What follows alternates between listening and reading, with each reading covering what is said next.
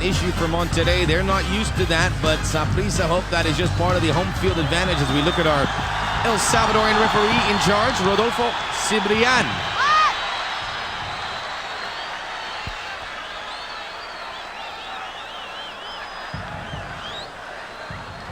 We are underway here in Costa Rica. It is a sea of purple in the stands. These two teams, along with DC United of the United States, Pumas, also of Mexico, remaining. The pot of gold at the end of the rainbow, a Champions Cup trophy and a spot in the new World Club Tournament to be held in Japan from December 11th through the 18th, which could mean a windfall of money.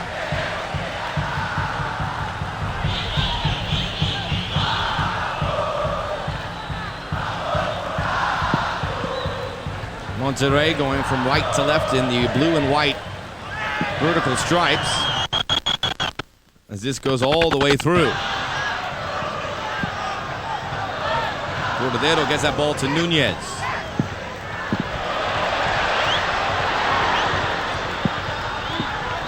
Monterrey up the left flank. The cross by Ismael Rodriguez and taken by Porras, stepping out. Good start for Monterrey, who are absolutely depleted. We'll get to that in a second as they make another push again, this time Gonzalez. We'll get another look at that. Well won there by Serafin. Pinballs around. They're looking for Oribe Peralta.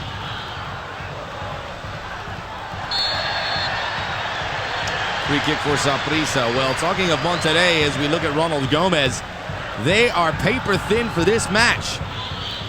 Saprissa have some issues as well, but Monterrey, it is crazy. Of course, Guillermo Franco, who is about 2 months away. Gabrito Arellano, their Mexican international, having problems. Alex Fernandez, a Brazilian, he's got a injury to his knee. The other Argentine, the star striker, Carlos Casartelli. Well, Luis Perez both suspended as the ball comes in. Looking again for Ronald Gomez, who is a real tall order to handle defensively.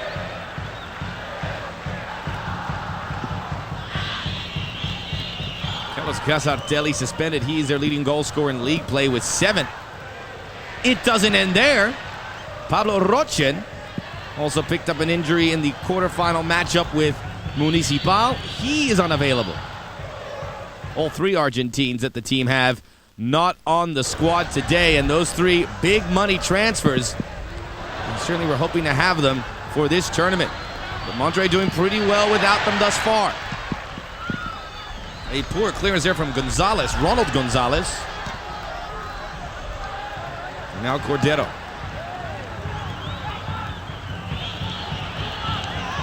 Yesterday it was DC United and Pumas tying 1-1 at RFK Stadium. They will meet in the second leg next Wednesday. A little bump there. Play on, says Cibrian. The diagonal ball well out of the reach of Peralta.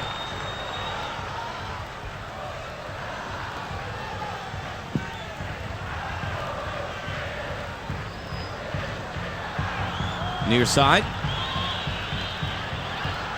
Martinez with some difficulties handling that ball, and now it comes to Nunez. Good first touch by Gomez! He's a tall, lumbering forward, but he has got the skills to pay the bills, my friends. That's why he's still part of the makeup for the Costa Rican national team in the midst of World Cup qualifying.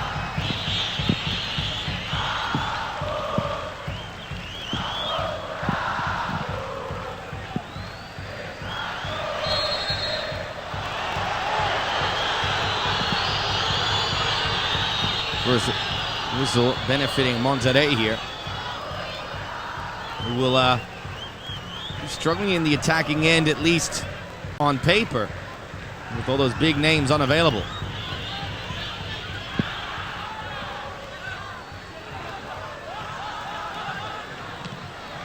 ball too long for Sergio Perez. One in the back of the midfield by Bolaños. First man there is 55, Joel Morales. Joel Gonzalez wearing the number 5. There is the engine in the midfield. Erviti couldn't handle either one of those balls from Peralta.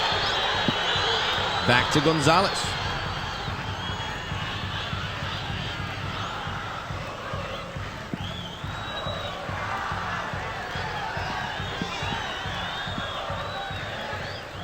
The 1-2. Chopped up that time with Centeno. No whistle. The play continues. Almost a handball. Walter Centeno thought he had a free kick.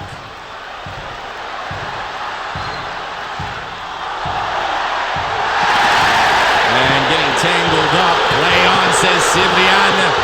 And listen to the faithful at Ricardo Saprissa Stadium. Bolaños up the near side. And I can't imagine that was not a foul. Erviti could not stop himself.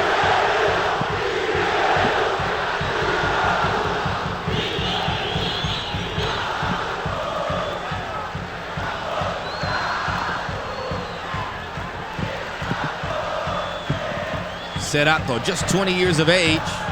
Good young up and coming center back. A little too lackadaisical for my liking from Erviti. Easy for Porras. Saprissa, the defending champions in Costa Rican soccer. Fans here in Major League Soccer will recognize the name of the owner of the club. It is none other than Jorge Vergara, owner of Chivas USA and also Chivas of Guadalajara. Interestingly, and keep in mind, Costa Rica, a league renowned for using international players. Many journeymen from Uruguay, Argentina, Colombia, you name it, find their way on these Costa Rican rosters. But Saprissa, as is the case with Chivas of Guadalajara, only playing international players from Costa Rica, as in the case here.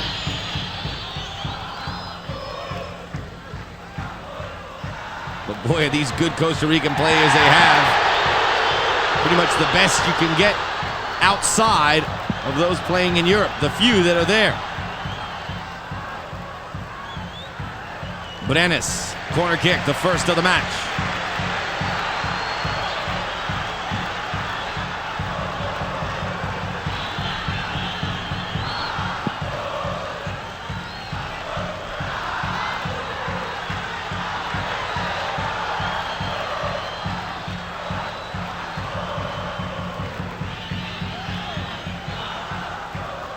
Cordero's up, as is Badia.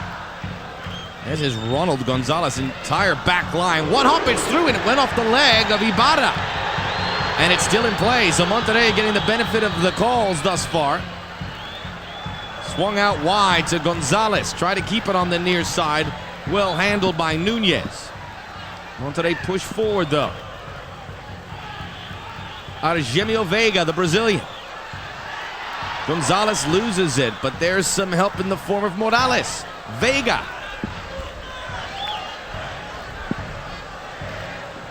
Cordero.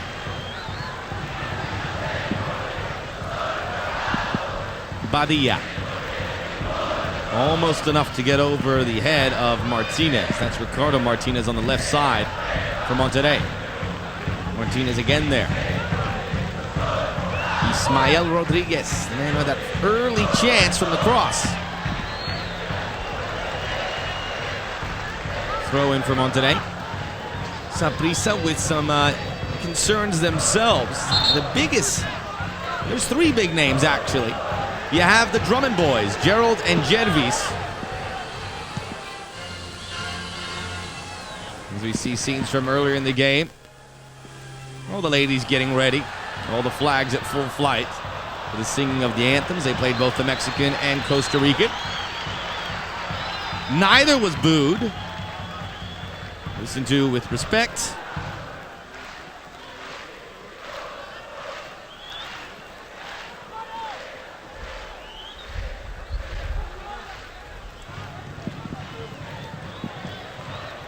Flipping that through, but there's Bolaños, gets it back to Badilla.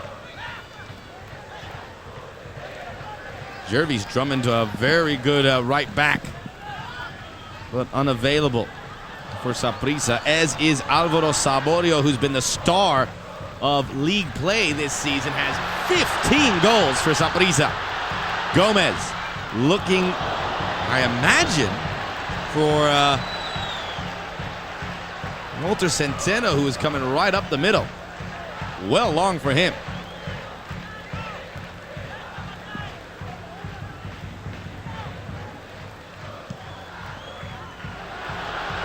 Not many shots on goal yet. Gomez gets to that one. He's just too strong. Gets away from Morales. Gomez slips through. The ball back from Brenes. Left short. There's help on its way, though. Esquivel.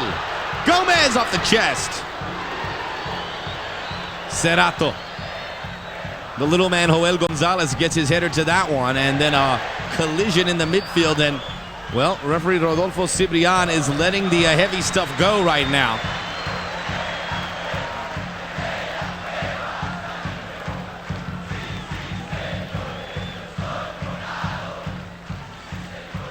Things starting to pick up. Nunez.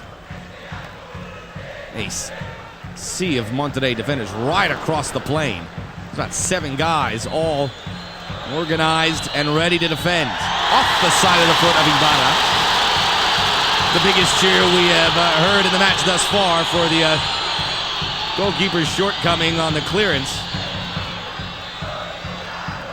Hopefully that will be topped by some quality action from here on in. Nunez. Morales.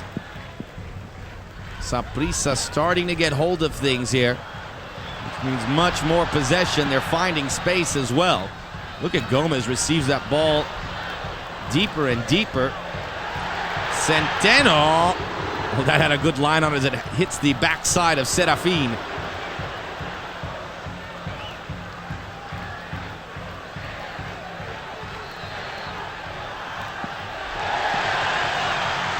A spirited run there for Monterrey, and the man engineering it once again, Walter Erviti, very talented with ball on foot.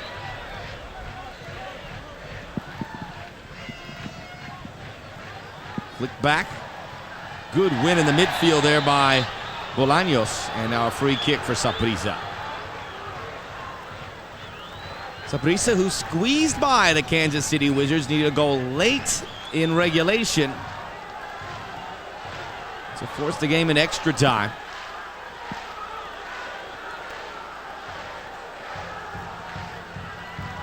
Gonzalez.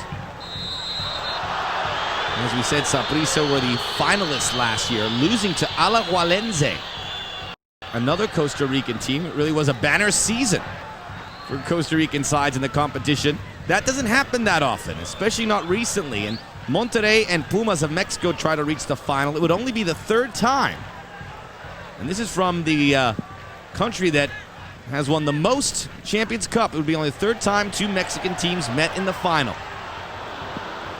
Hopefully, DC United can put a spanner in the works. We'll have a lot of work to do in the second leg at the Universitario Stadium. We're hoping to get some good minutes there from Oribe Peralta. It is a strike force that lacks some bite, certainly in comparison to what Monterrey and its fans are accustomed to seeing there. Erviti loses it to Esquivel.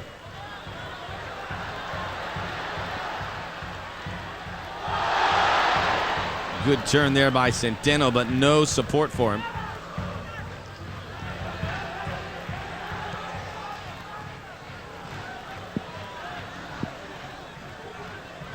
Erviti can't catch up with that one. Gonzalez plays it for Saprissa, and Erviti wins it back, wins a corner kick, and Gonzalez has nothing but praise for the Argentine, who did exceptionally well to get really Saprissa's first set-piece opportunity.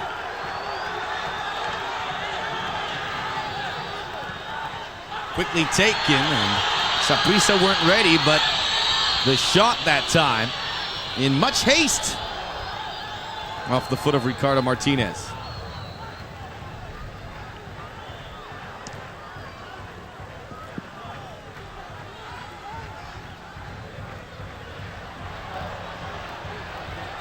Brenes. Through the legs.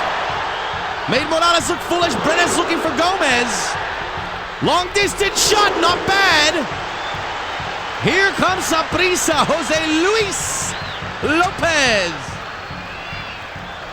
Well, Pablo Brenes never looked comfortable in Major League Soccer. I was hoping he'd spend another year with the Metro Stars. I was seeing things at the end of the season that I thought certainly suggested that the best was yet to come from him, but several concerns and issues, and certainly Jorge Vergara wanting him back here to play for Saprissa helped the team make that decision to bring him in. And he's looking pretty comfortable right now back at home. Free kick for Monterrey, a collision between Lopez and Sergio Perez. It's a good place to be right now, Saprissa, with World Cup qualifying abounding. You know that this club is going to see most of the scouts come their way to see who the squad will be made up of for the following qualifiers, which don't affect anyone till the summer here. Gonzalez. Here's Gomez. He's won it again. Oh, got away from him. It was 1-on-3, and I liked his chances.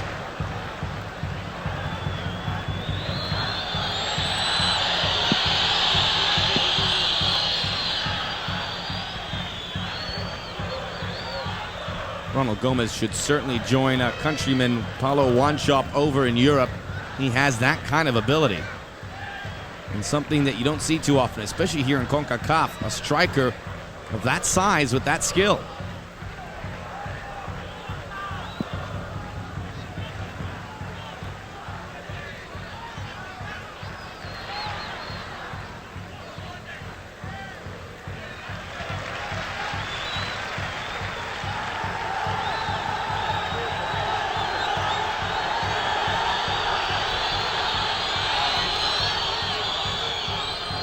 Morales, who's already feeling just feeling a little better after being nutmegged by Brenes. Free kick for Monterrey. Well, Saturday, April the 9th, 10 a.m. Eastern Time, Die Bundesliga. Bayern Munich versus Borussia Mönchengladbach right here on the Fox Soccer channel. Mönchengladbach, a team worth watching here. Goalkeeper Casey Keller, coached by Dick Advocat. Some big-time players, especially from Holland on that team.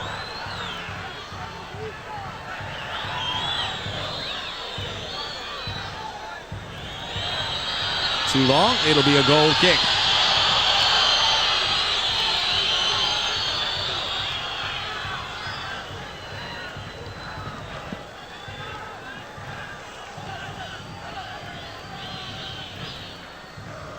Porras to clear, eventually.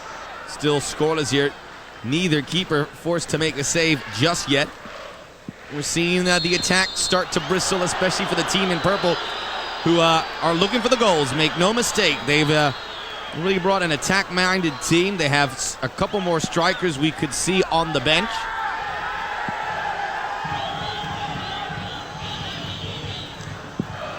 Their search for goals could have been made much easier if Alvaro Saborio was made available. Erviti.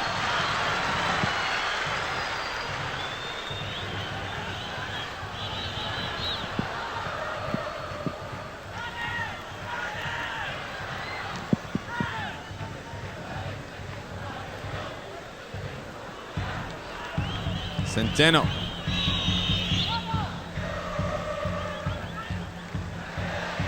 Monterrey would love to keep this 0-0 and take care of business in the second leg in Nueva León. Of course, Monterrey, the fine capital of the great state in Mexico. Tigres, the other team from that state, doing very well these days, although they're also kept busy in international competition, although in the Libertadores. So it could be a great year for Nueva León if Monterrey and Tigres continue to advance.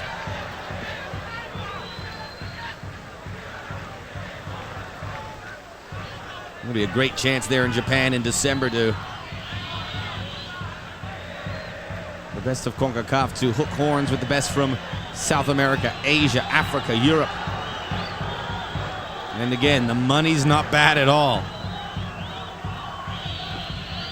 Saprissa, Monterrey, two teams on pretty good footing financially. Saprissa with the money of Jorge Vergara. There's not too many teams in Central America that have their purse strings all squared away. Brenes. Morales. That left side for Saprissa, the difference right now between the two teams. And the side of choice for the team in purple.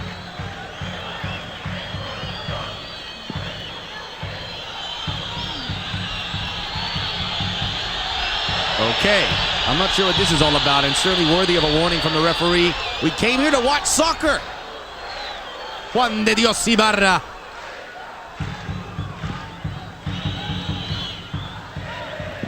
An excellent turn there by Sergio Perez. He's found his man, Peralta. He got away from him. He did well to stay on side. He'll help his team garner possession again. That right in front of the bench of El Piojo, Miguel Herrera, the coach of Monterrey. Little bump there by Centeno, and it's cleared away by Saprissa yet again. A third opportunity for the attack. Swung to the wide. Joel Gonzalez. Cerrato. Gonzalez. Not enough to get that across to Peralta.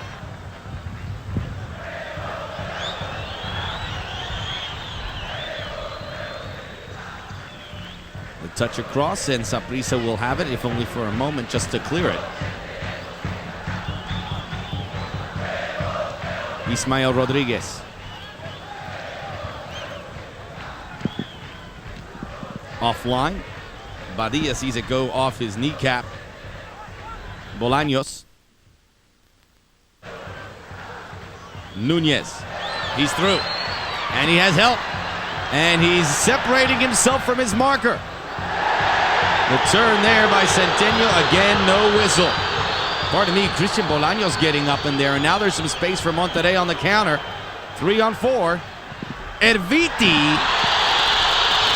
Well, he sometimes wastes some good opportunities. You have to take the good with the bad, though, with Walter Erviti, the player who came over from San Lorenzo. It's the same club that provided them with their best player, Guillermo Franco. There he is, Hernan Medford. Almost with the Ving Rhames Kojak look. You want to talk about great Costa Rican internationals, they don't get any better than Hernan Medford. What a wonderful player to bring in as your coach. He demands the respect from the players out there. Had a very long career, and he really demands the respect for the players for Monterrey as well because of his seasons playing in Mexico, where he won a couple titles, one with Morelia, one with León.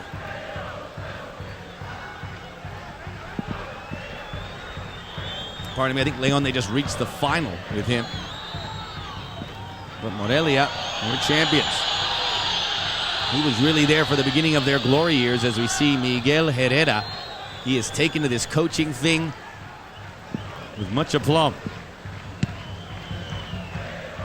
He's unhappy to see a former teammate lose his job, El Turco Mohamed, in the Mexican League this past weekend. Shocking effort right in front of the referee, and he's in some troubles. Erviti brought down by, I think it was Nunez.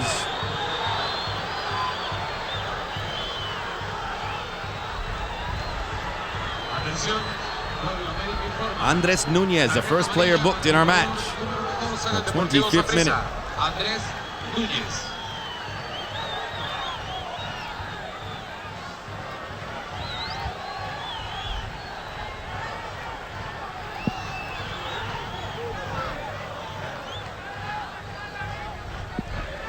No doubt about it, and the referee had a keen bird's eye view of it.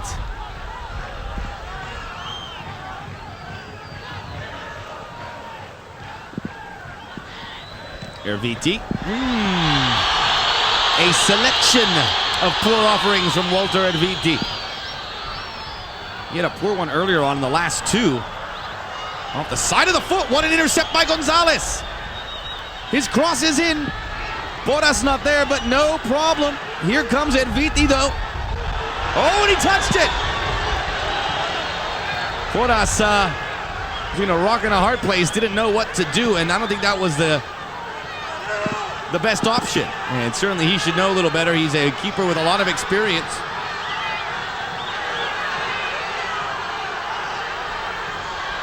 The speed of Walter Edviti causing problems.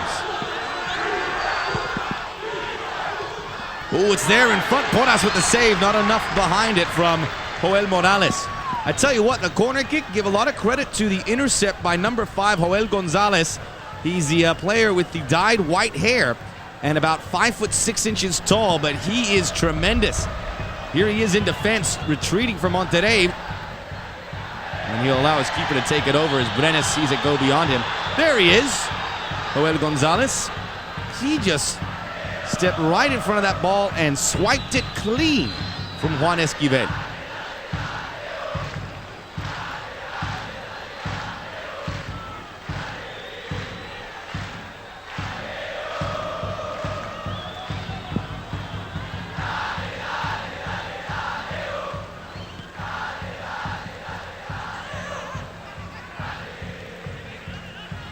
Ricardo Martinez. Ooh, tight quarters there. Smart ball for Edviti.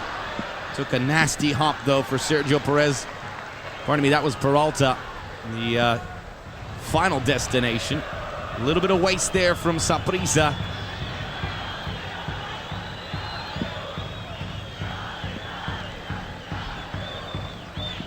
Monterrey, who have never won the Champions Cup, really have not been involved. They're just enjoying the tremendous benefit from winning a title. They won 3 tournaments ago. Pumas have won the last 2. And Peralta's not going to even give it a look, feeling he was offside. Cruz Azul of Mexico, the most successful team of all time in this competition. Another whistle.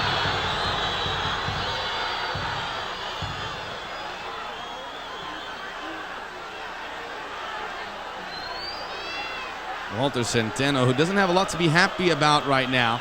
Not getting the calls and not getting the balls from his teammates. Threw that elbow out and he hit Joel Gonzalez, the man we were talking about moments earlier.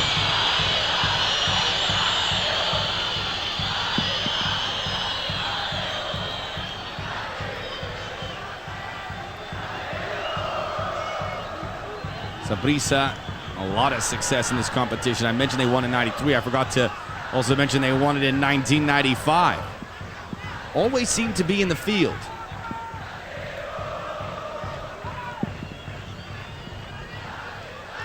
Perez.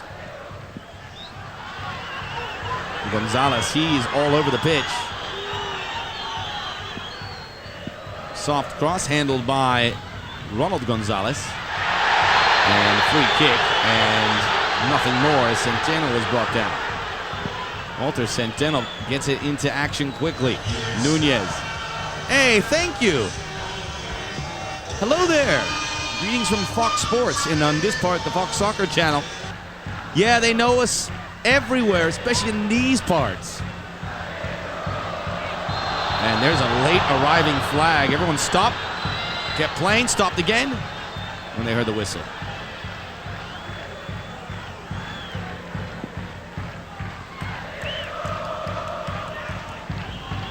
In March, we had 8. Here in April, we have 4 teams. In May, we'll have 2.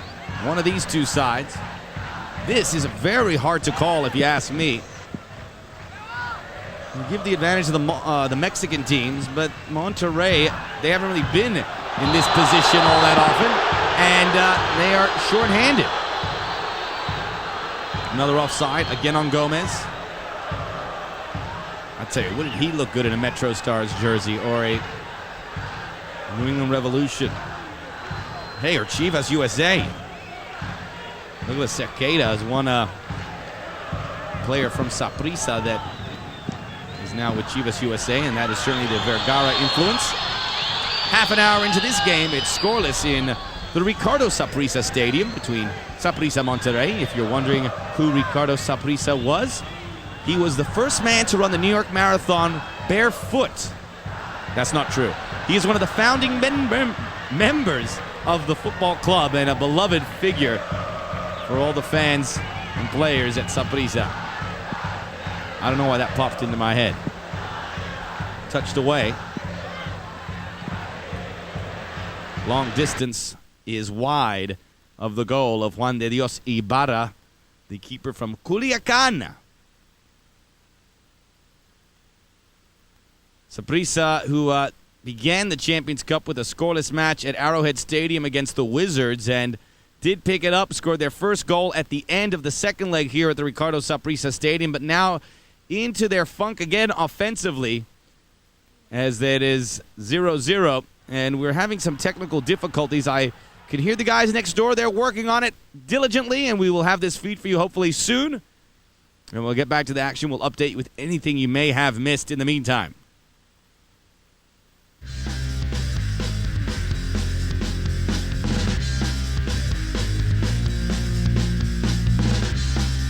Saprissa Monterrey, we're having some technical difficulties here with the feed. We actually don't have any problems with the feed, just some other issues, so we know we have it, and we'll get it to you momentarily. Monterrey, one of two Mexican teams still in the competition. There's a very good chance that for the third time ever, they will meet in the finals. DC United and Saprissa trying to prevent that. Costa Rican teams, well, they're the defending champions thanks to Alajuelense. Saprissa team that have won it a couple times. Well, we have the feedback. No scores as of yet.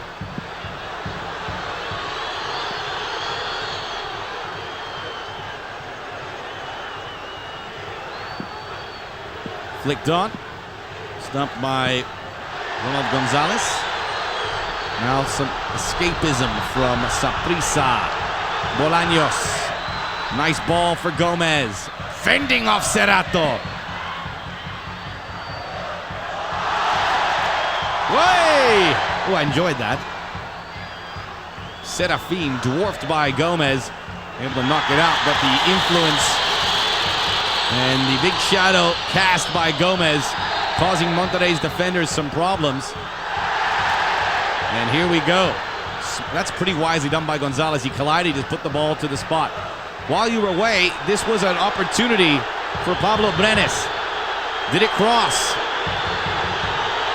Did it cross? No. I tell you, when a defender stretches out like that, you've got to give him the benefit of the doubt, and you don't want to be that referee's assistant, but thankfully he got some support from the fourth official. Safety in numbers. And that is why the Saprissa bench was all up in arms.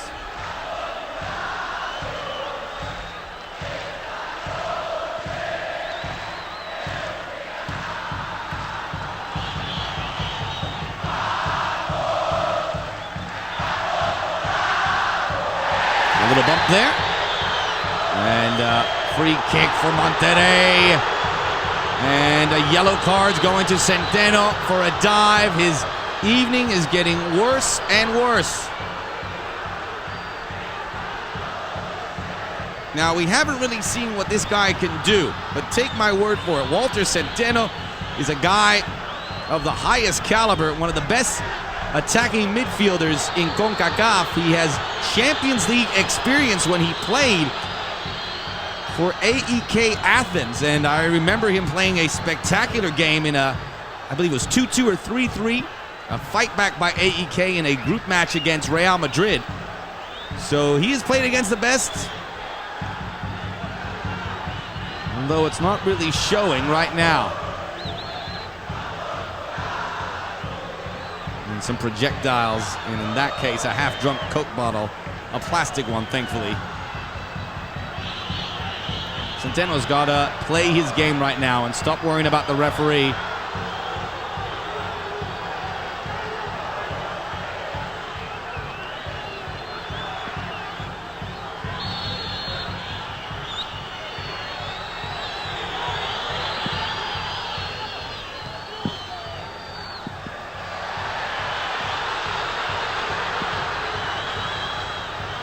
Peralta for Gonzalez.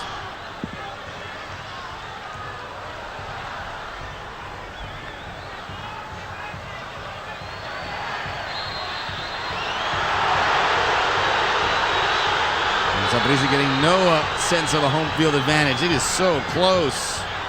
It's not a goal. That ball has completely crossed that line, and it didn't, because you can see his foot, even though we had a tough angle there, not in the goal mouth area at all.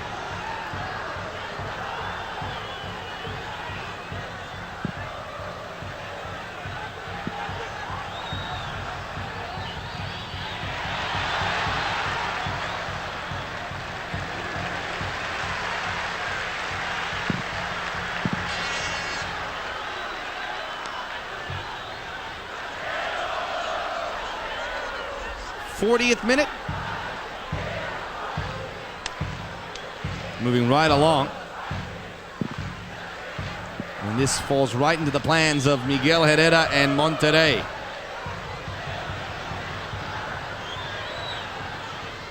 Gonzalez.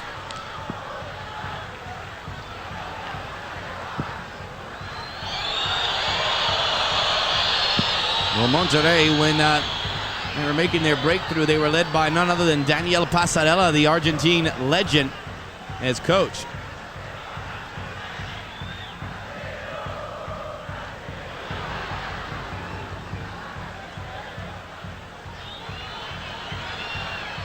That ball slips away. It'll be a throw-in for Saprissa. And a reminder, on Saturday, April the 9th, we have Major League Soccer action, The Revolution and The Crew, 7:30 Eastern Time, live here on the Fox Soccer Channel. We'll have a game for you pretty much every Saturday.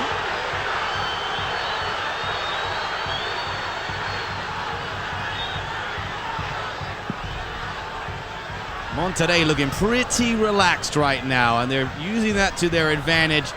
Where Saprissa are yelling with the referee. Their bench was up in arms moments ago.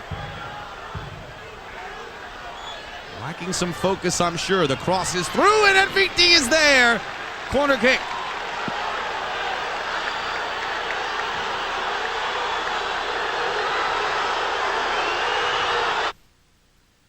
There was a couple corner kicks that I think could have been prevented.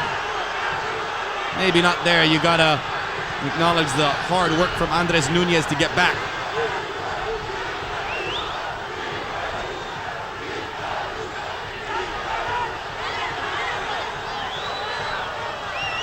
Joel Morales is up, the long-haired 21-year-old. The ladies love him in Nueva Leon.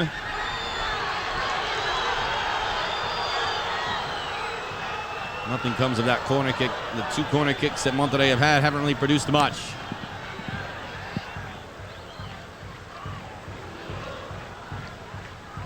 You see the fans in the crowd hoping this is a wonderful year, and next year's even better one for Costa Rica and its clubs and its country. Costa Rica, who made the 1990 World Cup, and they went to the knockout stage, losing to then Czechoslovakia.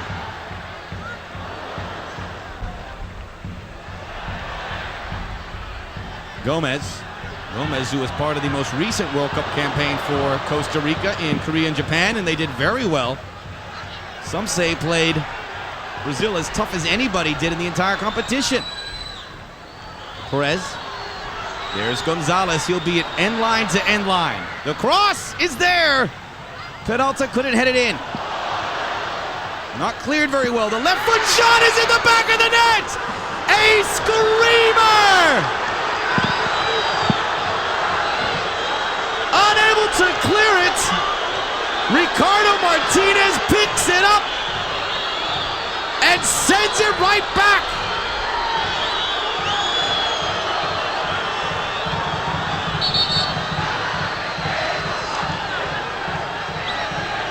At the end of the first half, a monumental goal for Monterrey.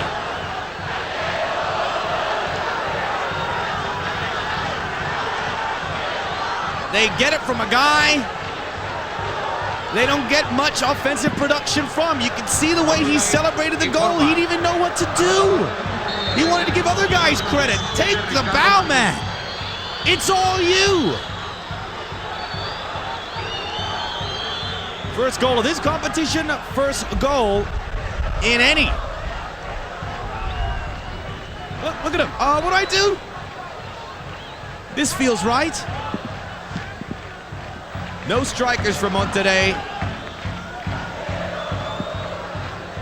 But they'll use Martinez, who can play left back. I don't know what he was doing in the right side of the midfield, but thank goodness he was there.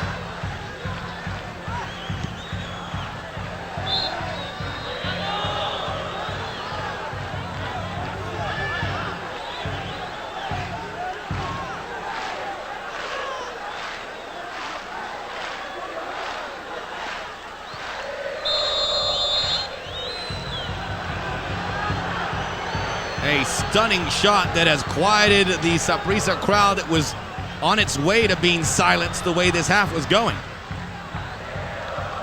Away goals, mind you, do not count double as they do in UEFA. So it's not as terminal as it could be. I, for one, and every time I mention that, would like to mention I'm a big fan of away goals. If they can prevent penalty shootouts and extra time sessions of holding and pushing and nudging and no attacking soccer, then I think away goals should be adopted. They're big. This is a tough place to come. It's a tougher place to score. And maybe Monterrey deserve more than just the goal.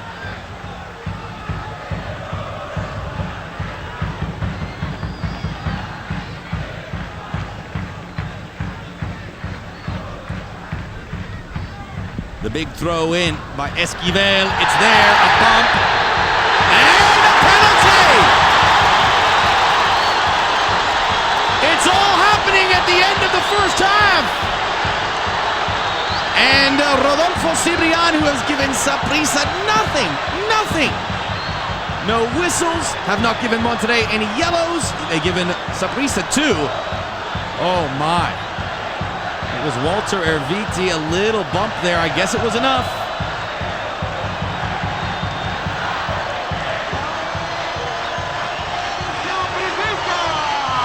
If you take the legs from underneath them, I guess that's grounds for a penalty. So I'm not going to say anything more of it, except Saprissa can pull level immediately.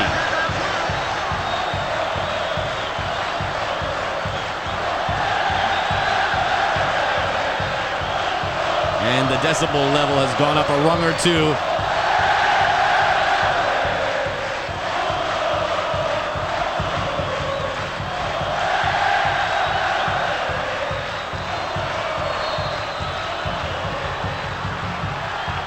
Gomez, yes! We are level.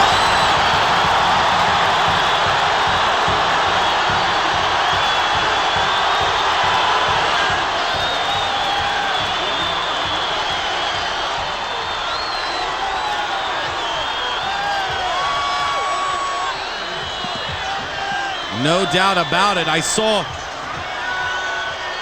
Nunez asking for the ball to take the penalty, and Gomez said, He's a guy who's not featured that much in league play, has only given him 3 goals, 12 behind the lead of Alvaro Saborio. It's a real shame we can't see Saborio. It's a real shame we can't see some of the other players for both teams tonight. But that is the reality of this game. And that is the end of the first half. Saprissa just in the nick of time as this first half ends with a bang, with a goal from either side. And Hernan Medford, he thinks his team should have got a little bit more. He's still happy about the goal that was not allowed. And Rodolfo Cibrian, with his hands full at the middle of the pitch, will clear that all up. We'll send it to Abril. As I say hi to Ernesto, manning camera number 3 at the Ricardo Saprissa. And Porras gets his team fired up.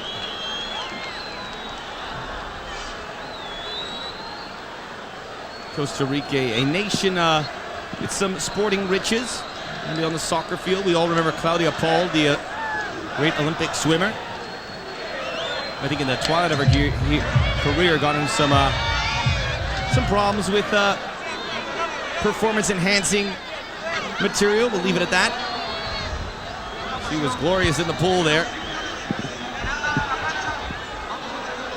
This Costa Rica, though, leads the way in soccer, with the remainder of Central America struggling to find its place. Honduras should be at that level. Made the World Cup in '82, but unable to make it any other year.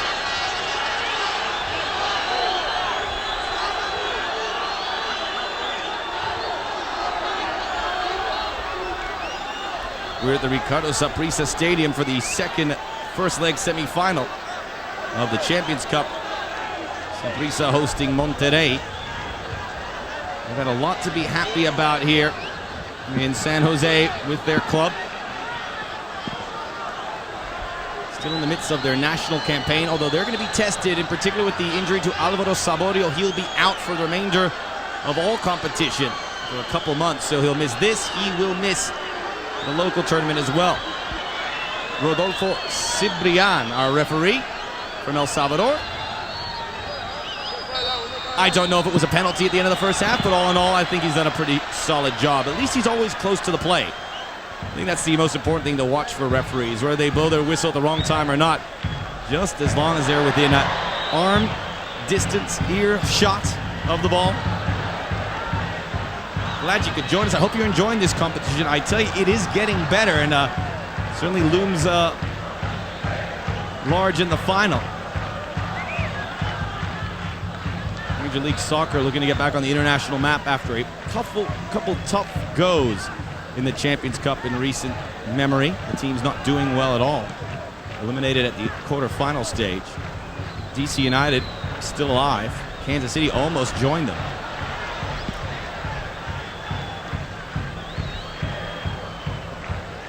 Cross in for Monterrey, going left to right, made another mess. And I mentioned this in the first half, Saprissa are giving corners away. And that could be a very dangerous habit. The equivalent of a pack a day, I guess. That's the third on my count. Monterrey do not really have the personnel to threaten too much from the corner kick, but you never know.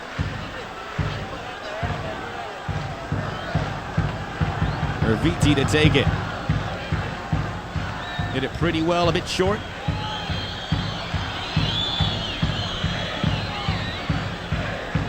Kept down, I imagine, by the tropical conditions here in San Jose.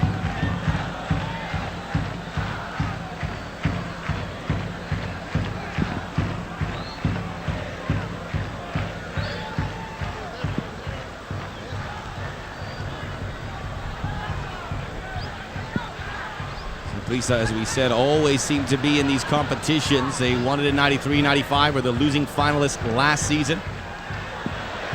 First Champions Cup that I did as a broadcaster was back in 1999, when Saprissa were one of the teams in Las Vegas for the competition that was won by Necaxa. That was a big competition because the winner there, Necaxa, went on to the first World Club Championships held in 2000 in Brazil. And they took advantage of their stay, getting a draw with Manchester United. And for the second time, we'll have a World Club Championship with one of the 4 teams still playing here, participating. Everyone loves the World Club Championship. You know they get up for it in South America. They'll certainly get it up for all the other smaller confederations. CONCACAF, Africa, Asia, Oceania. It just takes a little convincing for the European teams. Viti, he's shot wide. He's been offline all day. Better running than providing. Talking with my colleague yesterday, Alan Hopkins, as we did the DC United game, and I think if the right team emerges from the Champions League, there will be excitement from Europe in the World Club Championships, but it would have to be a team like Lyon or PSV. I think all the other 6 would have a hard time finding time and space for it. Maybe Bayern Munich, because of the winter break, could fit in nicely, but they're hanging on by a thread after being beaten by Chelsea soundly 4-2 in their first leg of the quarterfinals. Let's see, who else is there? You got the 2 Milan teams. You've got Juventus. You got Liverpool. How would Liverpool be able to survive in the World Club Championship as busy as the Premiership schedule is? And that certainly rings true for Chelsea. As busy as the Premiership schedule is Christmas time. Noel Gonzalez, a poor clearance there. His first mistake. He's been, I think, Monterrey's best player. And a hitter. Pablo Brenes.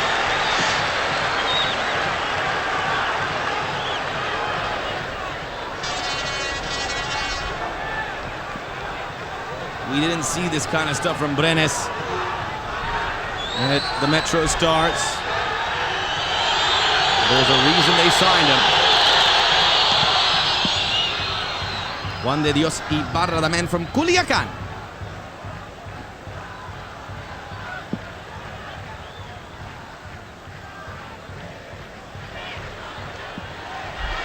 Saprissa starting the second half as they did the first. Gomez. Oh, it's still there.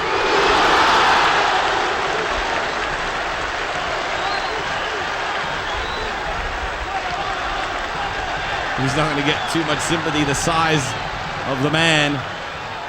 I assume he can take quite a licking as his knee struck that post. Remember that chance in the first half that almost crossed the line. Was getting to that territory again for Monterrey, who have looked shaky at times.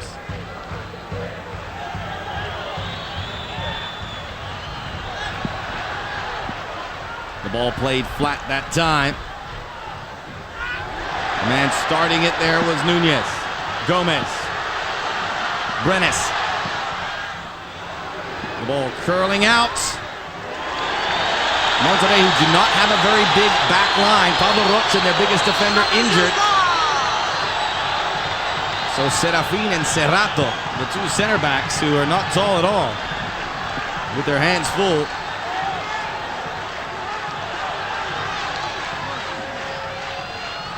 Gonzalez at the near post, made his run. No changes to either team at the half.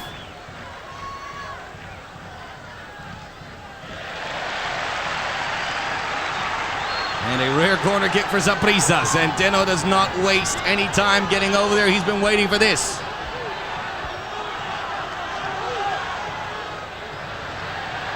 Goes short with it.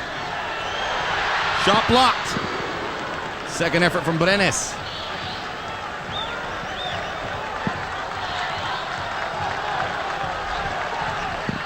Both teams have a guy named Gonzalez that continue to pop up all over the pitch. For Monterrey, it's Joel Gonzalez. For Saprissa, it's Ronald Gonzalez.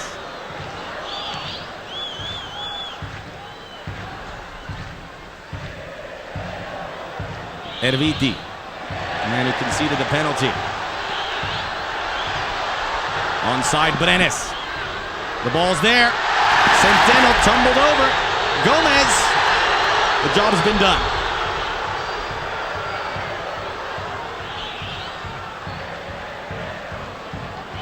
Erviti.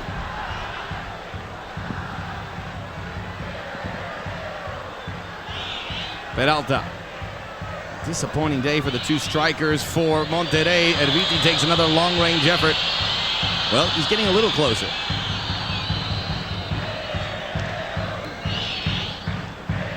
The pressure is on Saprissa. That's a good tackle and a brave one, too, from Paulo Serafin. He's going to say Saprissa have the pressure on them. This is their home leg. Monterrey can afford to be a little more patient.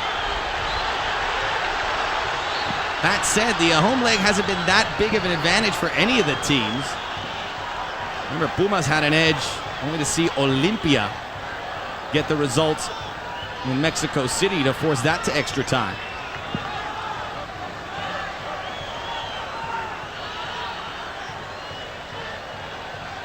Most games ending tied. If you can get an advantage in either leg, that's quite an achievement. Free kick opportunity. Centeno's there. They tried the offside trap. It didn't work.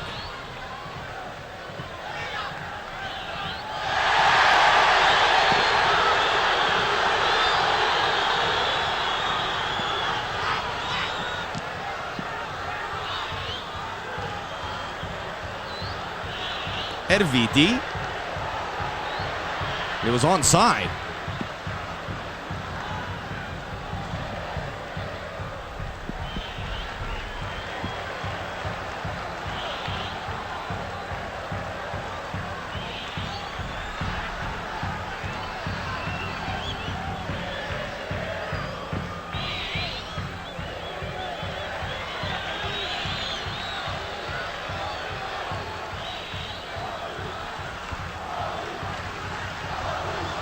The Champions Cup.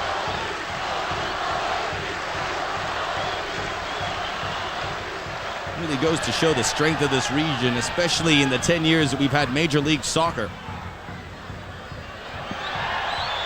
Mexico, in my estimation, with the best league in all the Americas. Certainly they play a higher quality in Brazil and Argentina, but those players generally find their way to Europe or Mexico.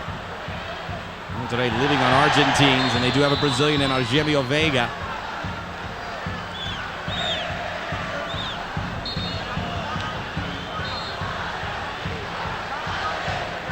Guillermo Franco, the high-profile Argentine that Monterrey have, who they hope will be back in a couple months, and that could be handy. He won't be able to help them here, but he could help them in the Mexican playoffs. They currently are in first place in Group 3. Esquivel is out. First substitution of the match. And this man, Solis.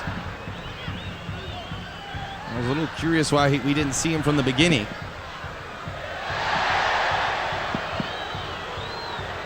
He is a full Costa Rican international and a guy with experience abroad.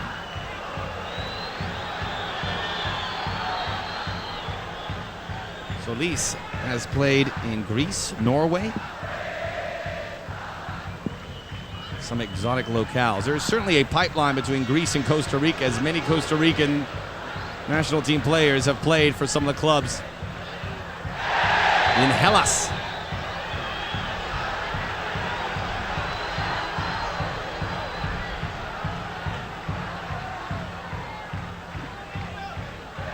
Free kick for Saprissa. Handball on Oribe Peralta. And they certainly think the world of Peralta, just 21 years of age. Not ready for prime time, but getting there. 3 goals and has appeared in 11 matches in league play. Free kick again. Monterrey have not been booked yet, and the fans and the players are starting to ask questions why. They've had the greatest gift, I guess. Not to say it's a gift, not that it was a gift. The greatest thing a referee can give you, a penalty kick, because even if it's obvious, it doesn't have to be called. Saprissa have that in their favor.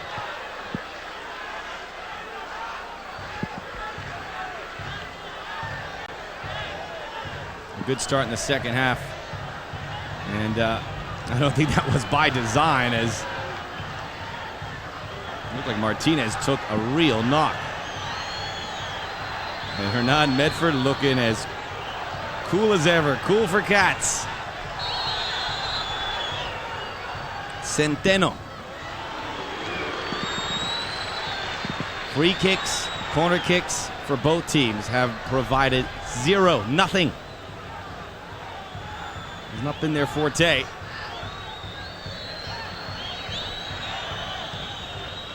Guillermo Franco, to finish the story I was talking about him, he's mentioned he wouldn't mind being naturalized and one day playing for the Mexican national team. And if he was naturalized, let me assure you, he would play for Mexico. As good as that team's playing under the eye of Ricardo La Volpe, who is Argentine, and certainly would like to see one of his own there on the squad.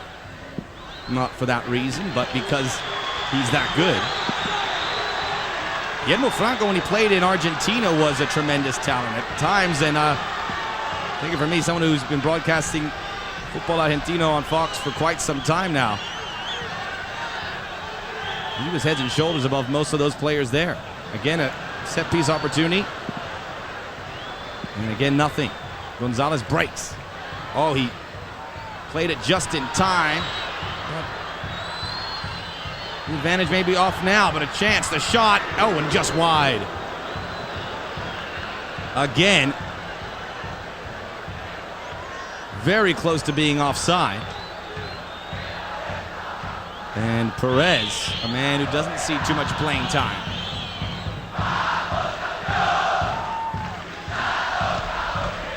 Filling in for Casartelli, the most recent striker unavailable. Handball.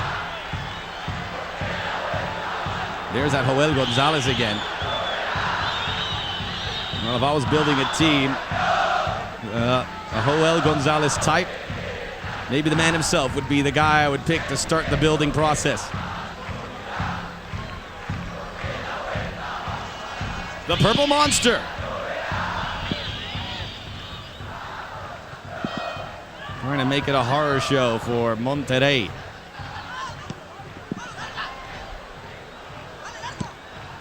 Monterrey trying to make it a great week for teams from Nueva León, where Tigres beat Banfield in the Libertadores. Serafin. Pardon me, Peralta. Oh, he's lobbed it over the volley! Best play from Peralta, but Perez could not finish, and he's had 2 good looks in the last 2 minutes.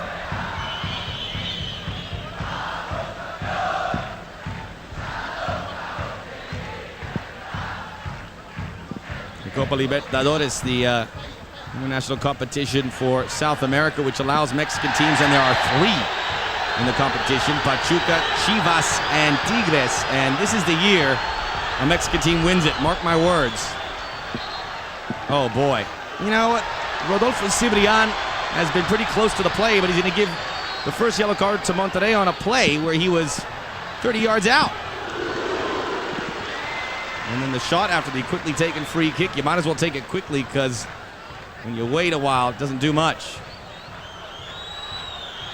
Yellow to Ismael Rodriguez.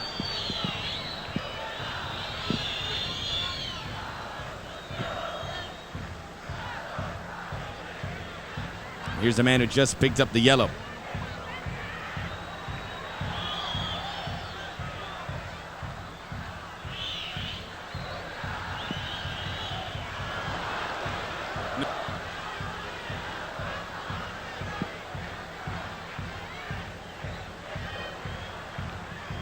Erviti.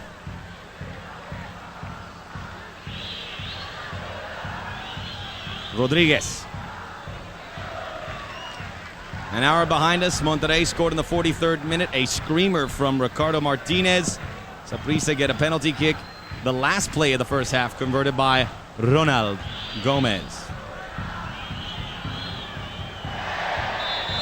Ronald, a popular name here, and it certainly is a good name to have for soccer players, not only in Costa Rica, but also in Brazil.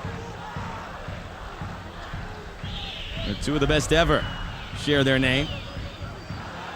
Of course, there's Big Ronald and Little Ronald there.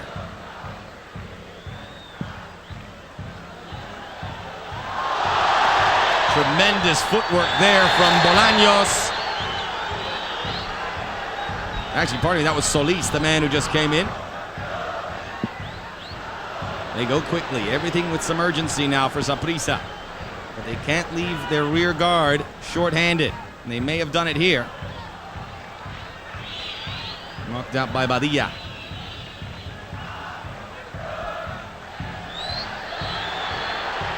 Wow, that flag remains down.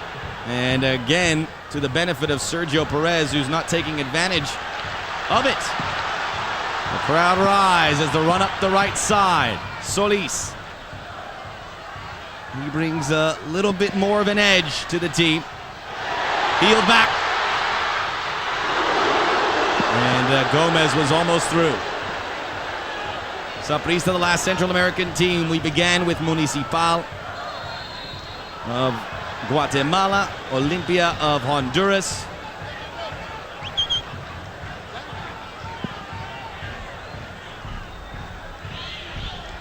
We had the 2 Mexican teams, the 2 United States teams, and the Caribbean team, Harborview. And there didn't have to be a Caribbean team. Harborview earned their way in. Juan Carlos Diaz A Brazilian, rarely used, about to come in. Maybe I should say rarely used because he's pretty new.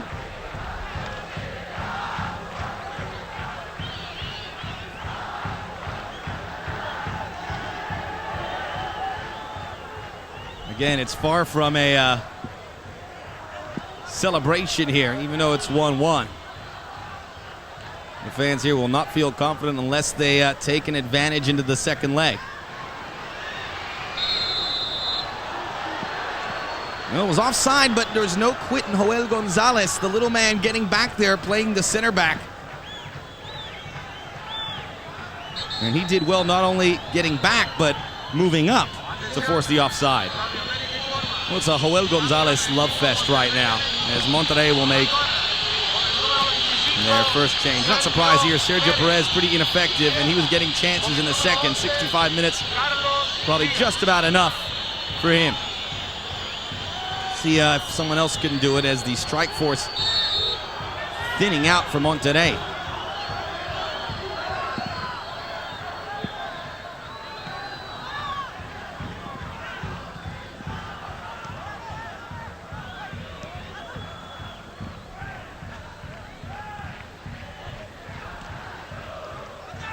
Diaz, the man who came in, a very late addition to the squad. Here's Solis, flicked up by Serafin to deny the attack.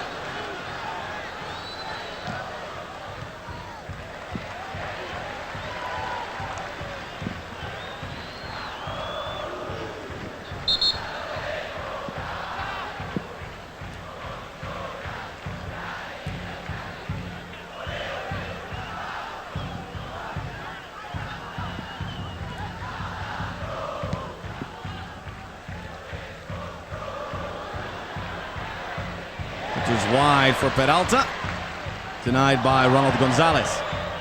Now Bolaños. Good work there to keep it alive by Solis, and now it's onto the near side for Brenes. Brenes softly flicks it in.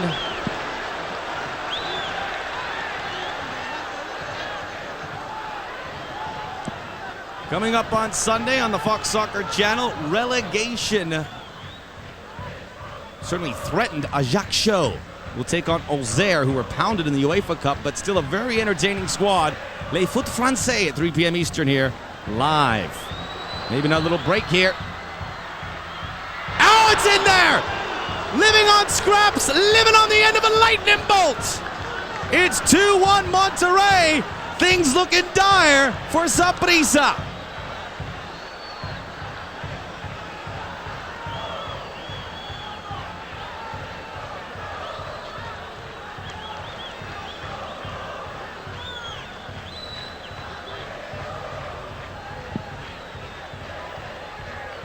Well, we were wondering what the other men on the bench can do. And Diaz says, I could do a whole lot. He got that ball across, put in the back of the net.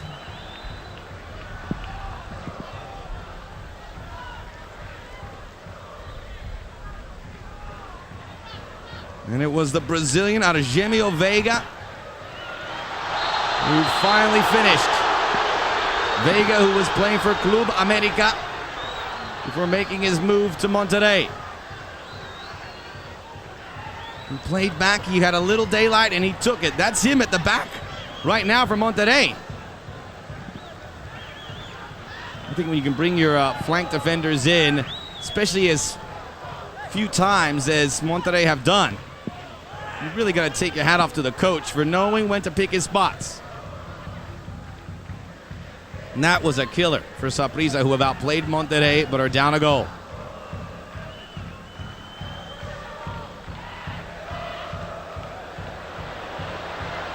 Veiga again. Why not? He hit it well.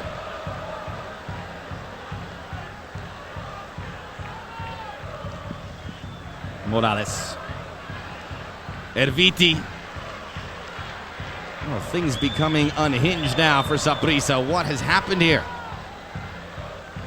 Monterrey inspired Gonzalez right on. Ronald Gonzalez.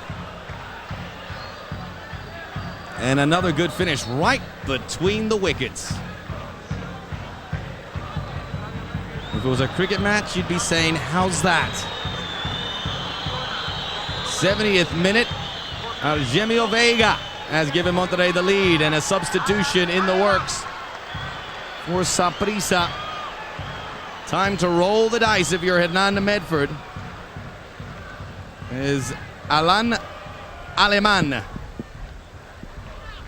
midfielder, a under 20. He will be on that Costa Rican, was on that Costa Rican Olympic team. And a bump, no goal. Gomez over the back. Over the back of Morales. Rodolfo Cibrian standing firm.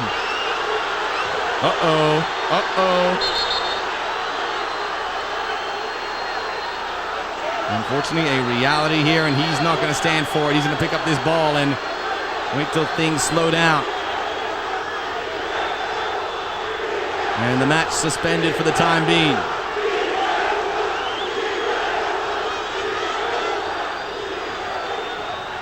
He has let them play for the most part.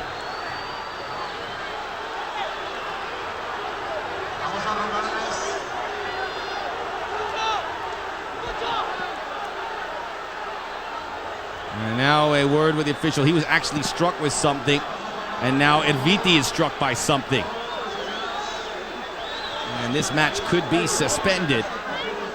No one wants to see anyone get hurt. You can see the things that are being thrown. Coins. We saw a plastic Coke bottle. The life of a referee. We saw Anders Frisk have just about enough of it and retire prematurely. Is he over the back? I would say so.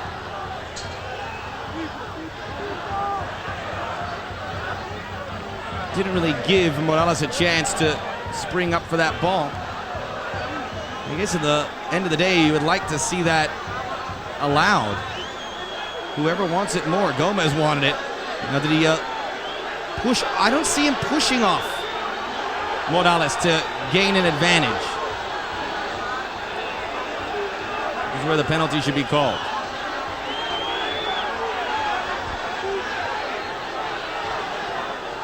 Well, we have stopped here for a couple minutes, and Cibrian talking to the CONCACAF official from Costa Rica. See what he should do. Maybe a better look at it now. Well, he is over the back. I think that's a pretty safe and fair call. And where did he get hit?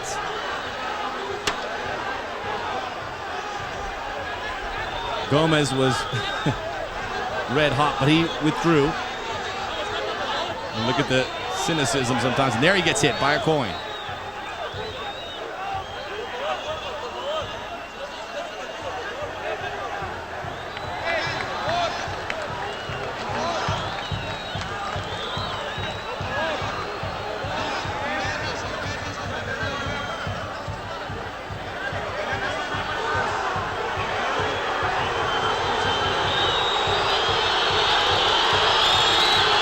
And the crowd voicing their displeasure now. If this match could not continue, I don't know where they'd be able to play the final 20 minutes, but Rodolfo Cibrian maybe did the smart thing, let the tempers cool. Well, maybe not. Things still being thrown, and the fans right now are putting their team at risk of missing out on 20 valuable minutes at home.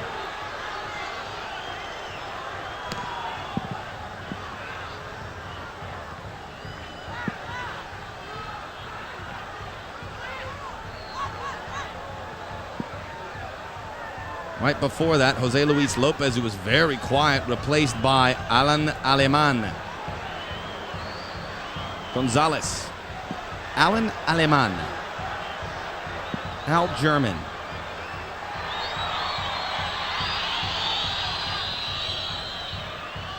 A rather tricky name. Ball back to Gonzalez. Solis.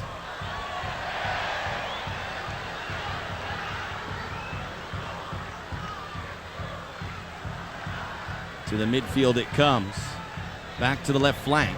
Two great touches. Peralta. One touch too many. Here you got to challenge the center back. Only one man to beat, and he had a shot on goal.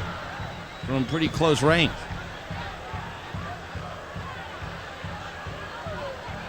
The best possible scenario for Monterrey, going into a hostile environment, not playing well, and winning.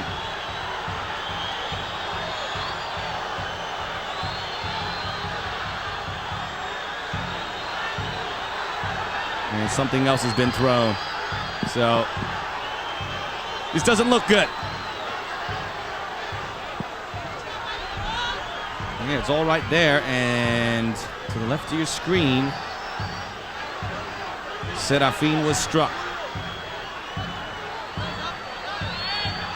Well, it just makes your skin crawl, really. The cowardice of fans to do that kind of stuff. I don't care how angry you are. You don't do it in such a cowardly way. Certainly there's no technology in a stadium here that could provide a face or a name for police to go after. This also may be a ploy of some way, shape, or form by Monterrey to get this game suspended and take care of business at home. Oh, but things look pretty hot in the crowd right now. And they're putting a lot of pressure on springing that gate open. Gets a little bit scary for visitors and referees right about now.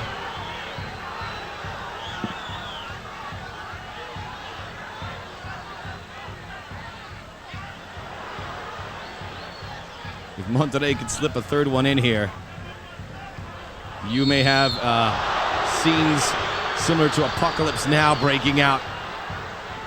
As a free kick's awarded to Monterrey as they're starting to put a little bit more work in. And Viti was held up there. Centeno and Bolaños.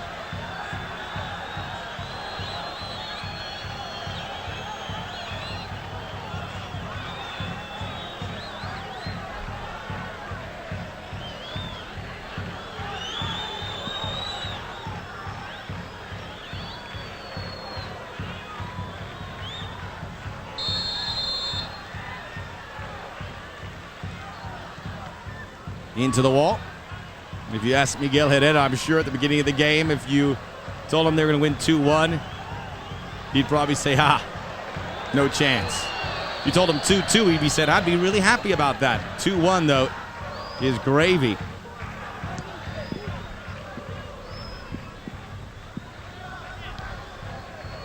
That's why Miguel Herrera is really a rising star in the landscape of Mexican coaches. We have two really good coaches for the Mexican teams. Hugo Sanchez, the other.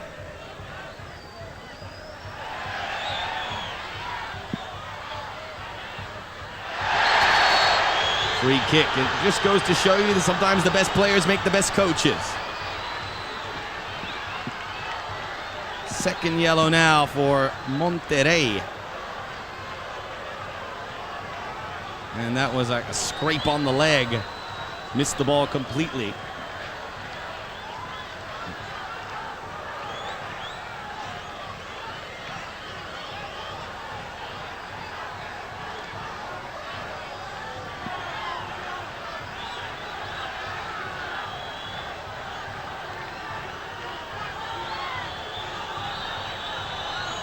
Paulo Serafin, the player booked.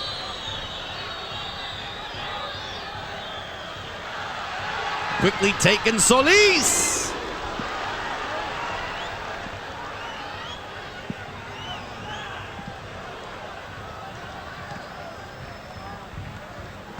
Now the yellows are all even here.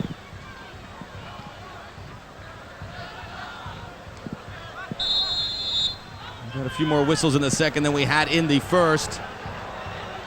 The biggest whistle of the evening came at the end of the first half, though. The penalty awarded to Saprissa. The big lack of whistle occurred moments ago. Or I should say the whistle against Saprissa again. There was a whistle as Gomez went over the back of Joel Morales, denying a quick equalizer again. That would have been something. Ooh, a big mistake by Ibarra. But he gets a second chance.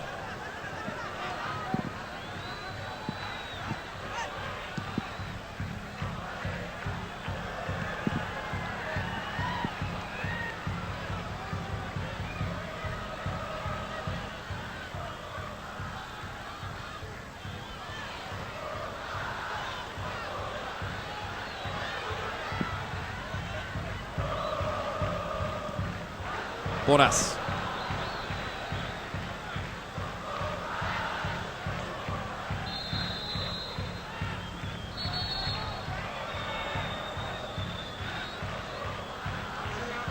A little clash of heads there. Free kick for Saprissa.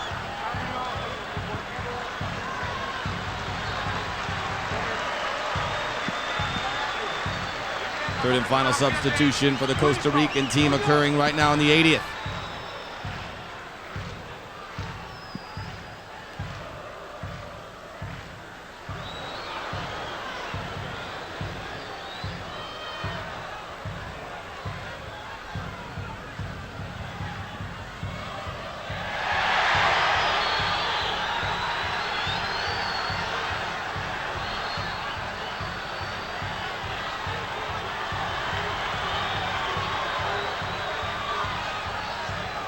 Diaz, the man who came in for Monterrey, is booked. No yellow cards. Quickly, they have 3.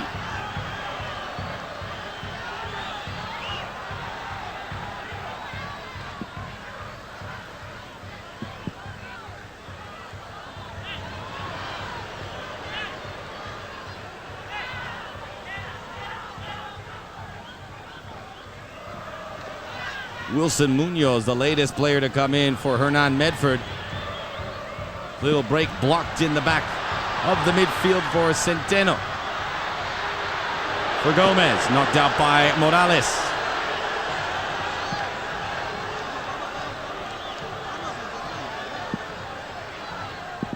Brenes. For Solis, he went up against all of the Monterrey defenders. And Viti. 2 great diagonal balls, and it set up this mini run for Diaz. Monterrey would love to stretch this out now. Again, Monterrey first place despite everything that has kept them busy here with all the injuries and suspensions. 5 wins in 11 games, ahead of Santos barely in Group 3. And Necaxa still in the mix as well. Top 2 teams in each group in Mexico advance to the Liguilla, along with the 2 best third-place teams. There are 3 groups.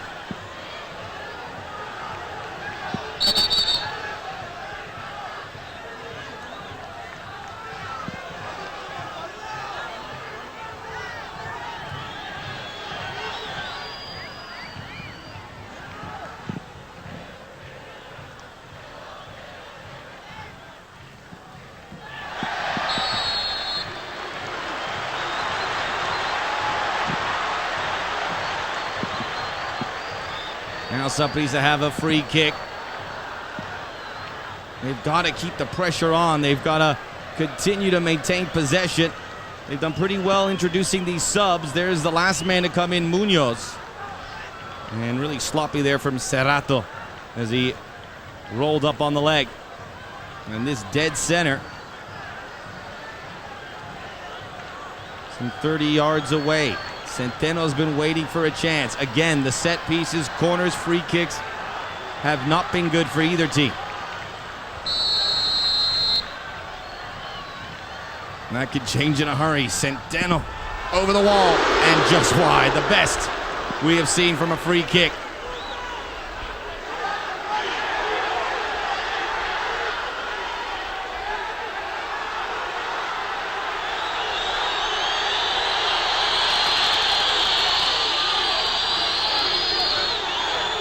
Certainly panic hit for Ibarra as he saw that ball sail.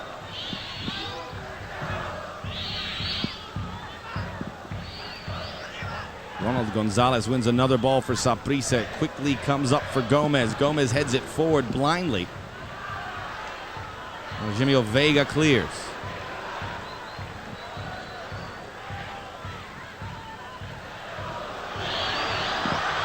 And on the left. Playing it safe, Morales. Corner kick, Saprissa. Very close on that free kick.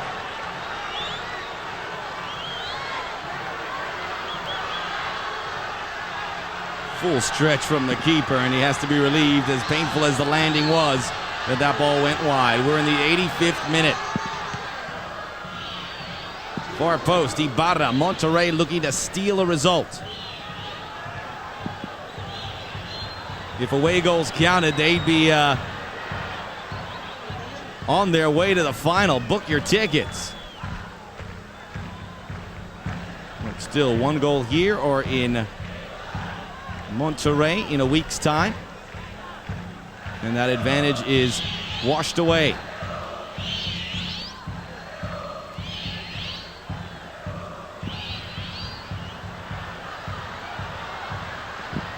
Gomez, it's through.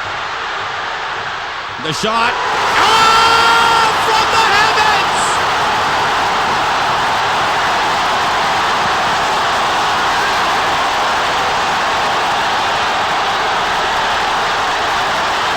Alan Aleman!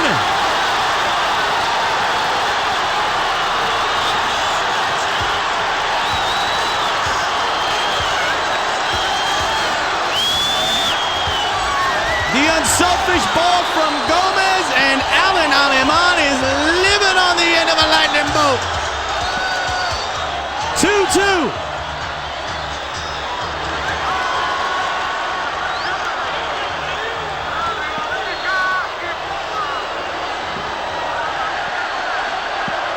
And now they are getting real good value from their three substitutions. They're all contributing.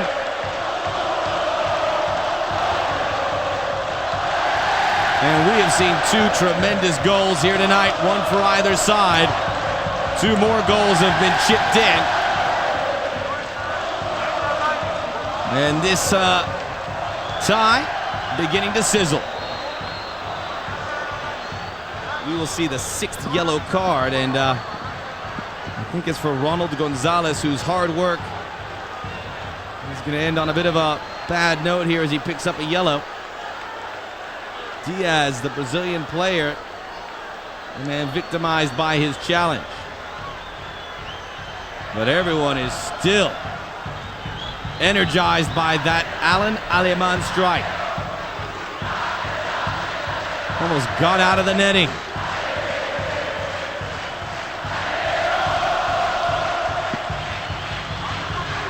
I taught him that!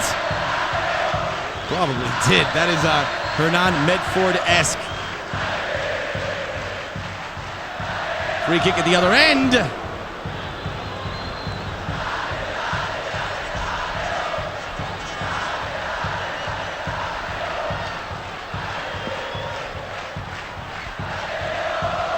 Cordero.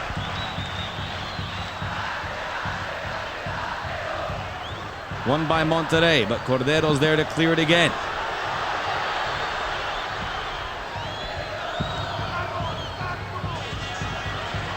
Heading towards the 90th minute, and nothing has been determined score-wise in our two semifinals.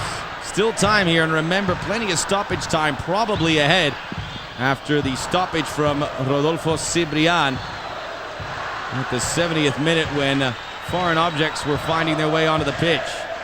Well, it's looked great from every angle. Boy, did it get in there in a hurry. Flying off the synthetic turf.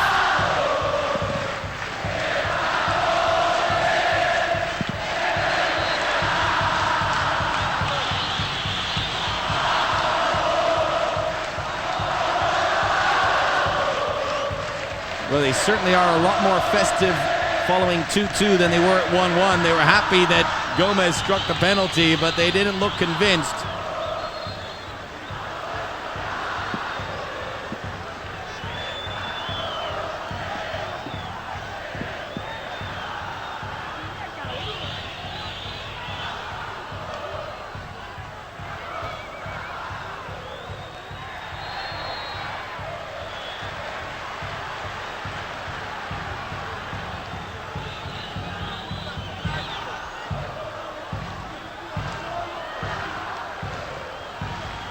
As was the case for Mauricio Navarro yesterday. Referees very busy in every game here. Almost in. Ibarra off his line to deny Brenes. We reach the 90th minute here in San Jose.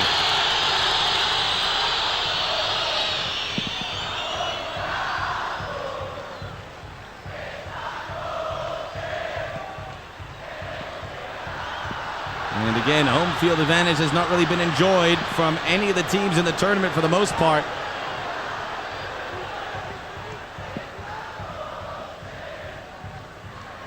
Saprissa would love to change that with a late strike that would send this stadium into pure rapture. There might be a goal, though, coming the other way. Erviti. Sliced across from Peralta.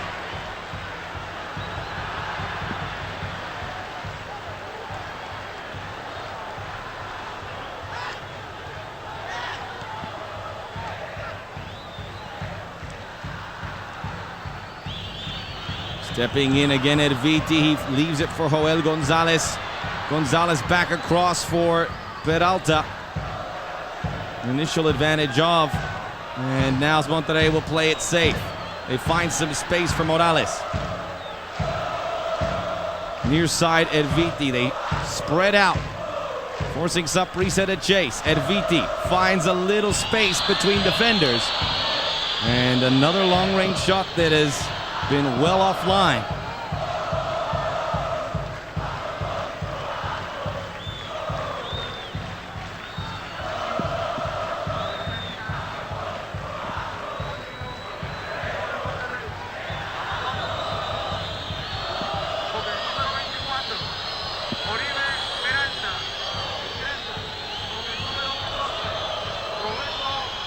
And as the visitors like to do in these situations, make a sub in stoppage time, see if you can gobble up some more minutes. That is it for Oribe Peralta.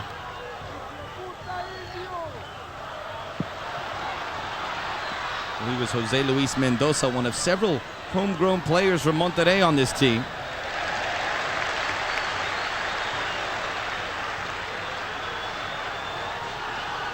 Yeah, a big city. You think of Mexico City and Guadalajara, but Monterrey with a few football factories of their own.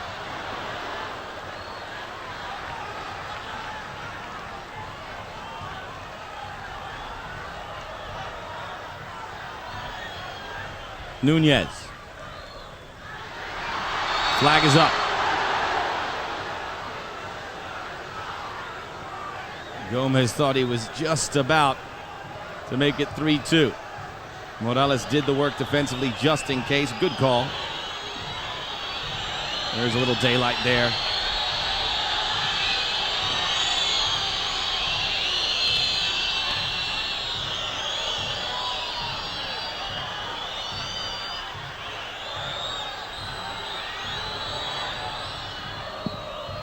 Big clearance from Ibarra. Monterrey playing without a forward, so Erviti moves up. An obstruction there. Hopefully no more yellow cards. Poor free kick, and it could cause some problems. I'm sure Erviti is in no hurry as he plays it back. Vega. Erviti. Great ball control, and he's won a throw-in.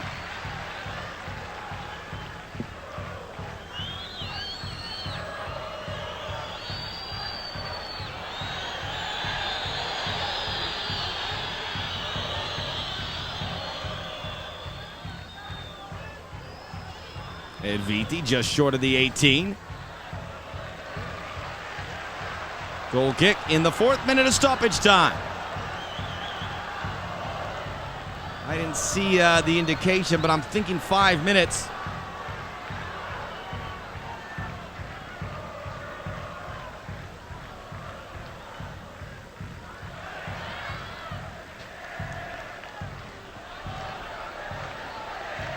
Well, some of the fans are celebrating, some are not quite convinced, unless they're put on the television, of course.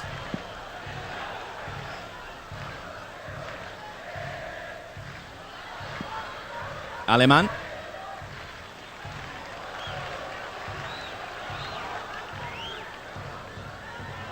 Morales. Erviti. Not the best at clearance, pretty fancy stuff in the back then from Badilla. Onside ball.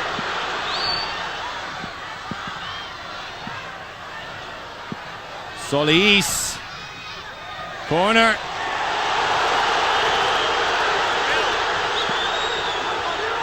Whoa.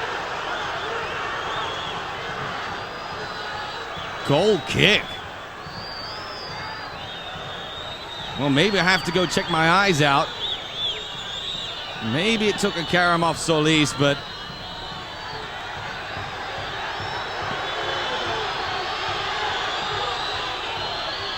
certainly looked like a corner kick. Ibarra. Be pretty cruel if one of these teams walk out the loser at this late stage. It sets it up for that second leg. Both teams need to go for the goal. Both teams have the personnel to do it. As we wrap up tonight's festivities, it ends 2-2. Now it's time for the winning pass, brought to you by WinFuel. It's all about winning. Diaz to Vega to give Monterrey the temporary 2-1 advantage.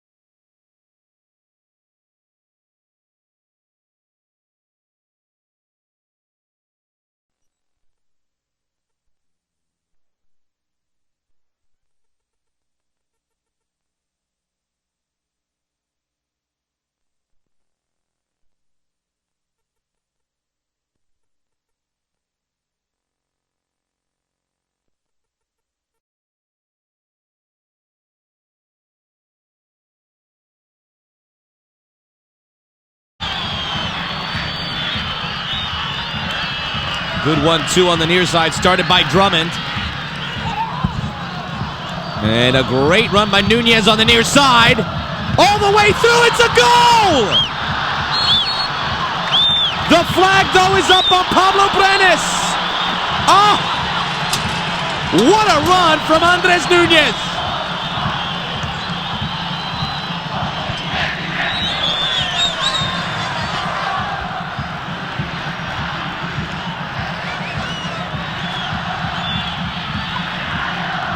And it was the right call. Pablo Brenes, certainly that's the best way to be located by your teammate. But you gotta stay on side.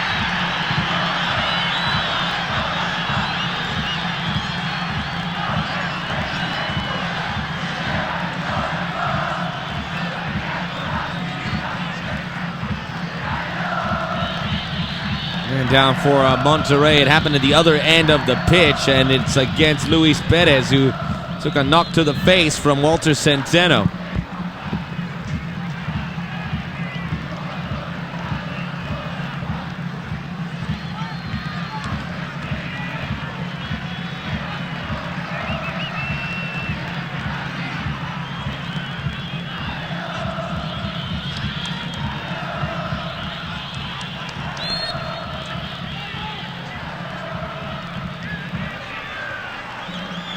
Back to play. Here is Cerrato.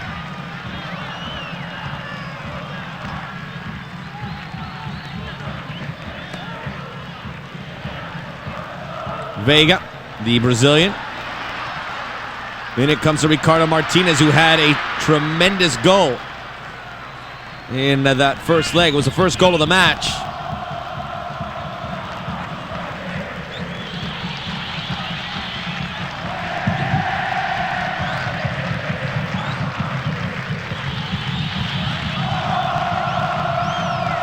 This man was unavailable for that first leg. Jervis Drummond, another of those Costa Rican internationals. He's a big right back. Happy to have him back. Part of the Drummond gang. As Gomez tried to go quickly.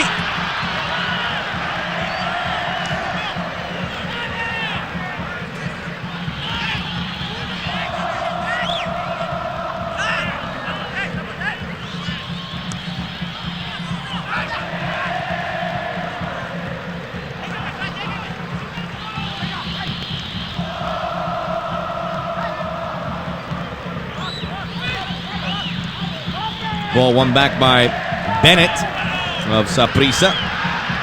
Another guy who didn't feature in the first leg. Serafin. Wide to Joel Gonzalez. He reaches it. This guy really worked his tail off in that first leg and does in every game for Monterrey. Drops back to help the defenders. Moves forward to spice up the attack. Centeno's clearance. Straight to Joel Morales. Gonzalez uprooted. Now Gomez. Well done by Morales to just clog up Gomez. The ball to the near side, intended for Erviti.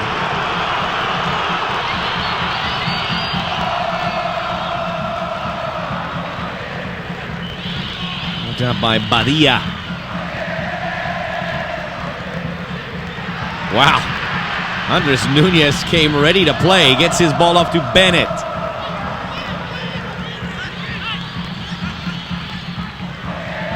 Centeno. Intended for Brenes. Gomez with a knee-high attempt on Gonzalez. He keeps going. Keeps it on the right side for Erviti. Took forever to get there. The foul by Badia.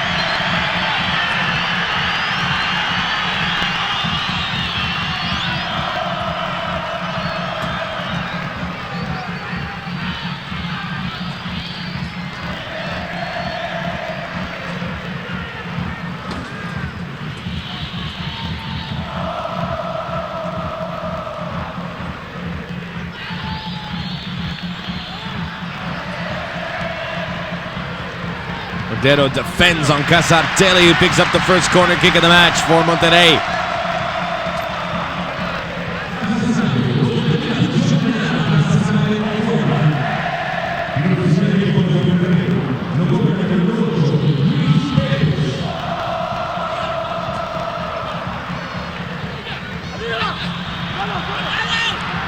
Beyond the target again, which was Casartelli, well defended by Saprissa.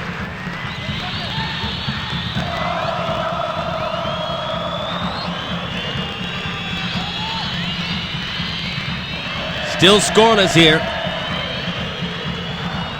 Monterrey really wish they were in Europe right now and could benefit from the away goals rule, which I think is a great rule and needs to be implemented here in CONCACAF to avoid just play killing and stalling for extra time and penalties that we saw by some teams already in this competition. The tackle from behind from Gonzalez, not quick enough in retreating to defense. Away goals rule, then Monterrey have two of them in their back pocket.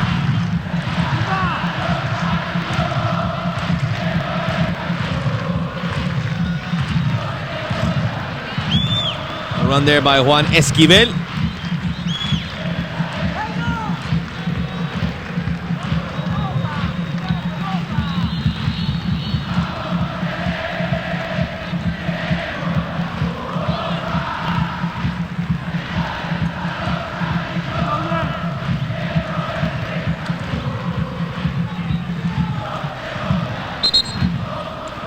Some 26 yards out for Saprissa. Looking to break the deadlock here and in the aggregate.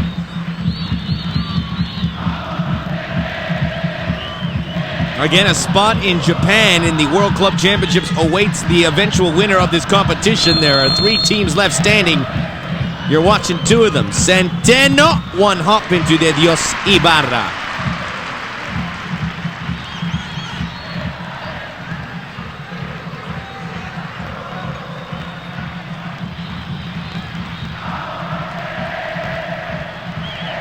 Pretty good effort for Centeno in what is his opening effort from a set-piece opportunity.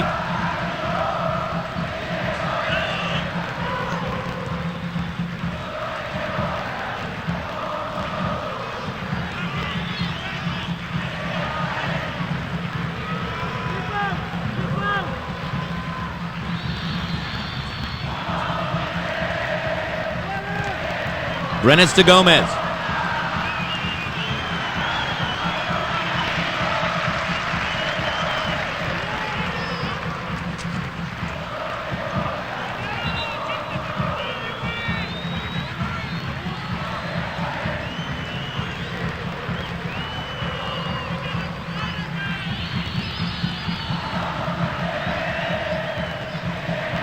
Esquivel for Centeno. Now Cordero. It's been a good start for Saprissa as the visitors here. Clearly not at all intimidated. Again, this team reached the final last year, lost to fellow Costa Rican club Alajuelense. They've had success in this competition in the past. This is the year to find success again, where it could be a $5 million payout if everything goes right in the World Club Championship, which, as you can imagine, for a team like Saprissa, even though they are owned by the same ownership as Chivas in Mexico, so they're on pretty solid footing financially, especially in comparison to the other clubs in the Costa Rican League. $5 million is $5 million, folks. And there'd be a major upgrade in facilities and players being brought in, and they would be a competitor every year in this World Club Championship format, starting here in the CONCACAF knockout matches. Jervis Drummond. Knocked back by Martinez to Ibarra. Monterrey, a club that is looking to take advantage of their return to glory. They are not a big name like Pumas or Chivas or America. Normally a mid-table side that had a good run and led to them winning a title with Guillermo Franco, who's still on the squad, but pretty badly injured. Casartelli! Flag is up. I just don't know. Offside has killed this game thus far.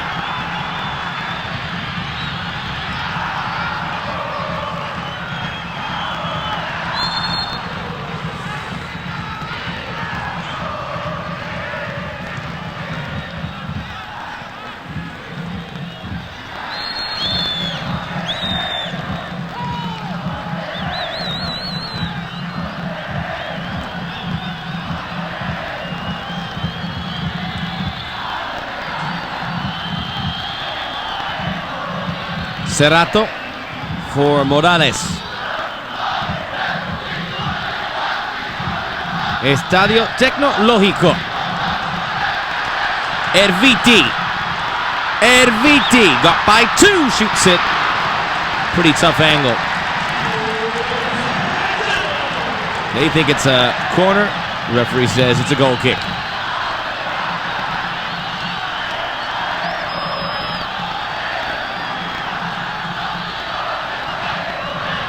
He has a lot of work yet to do on crosses and other things of the like, but his dribbling is exquisite. Walter Erviti, who was originally with San Lorenzo down in Argentina, now at 25 years of age, enjoying a nice career in Mexico.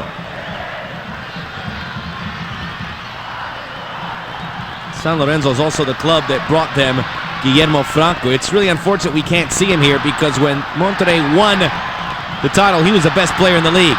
Still maybe, as at the near post, Casartelli again. Attractive soccer from both teams early on.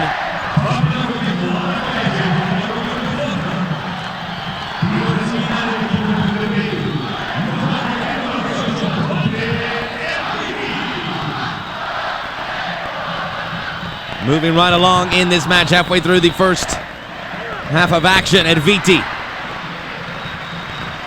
Another corner, last touch by Gabriel Badilla.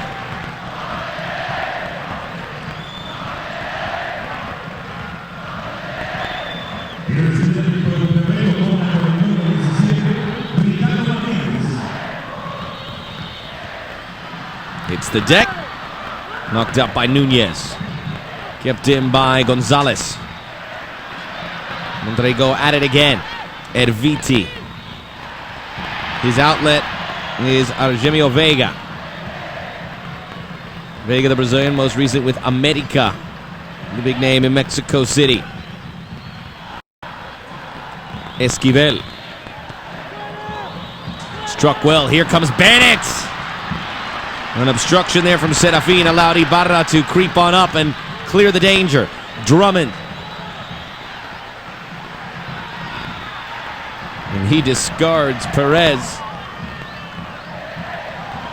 Bumping and grinding and carrying on. It ends up with Morales. Casartelli! It's going to be a yellow card for Jervis Drummond.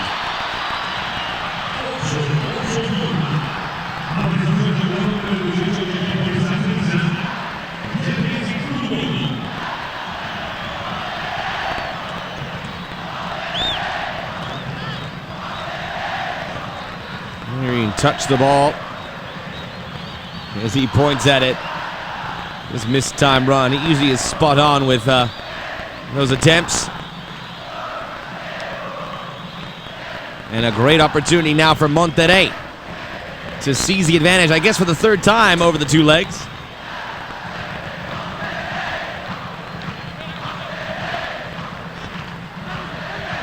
And Viti is there. Casartelli joins them. Ricardo Martinez, we saw what he could do in the first leg.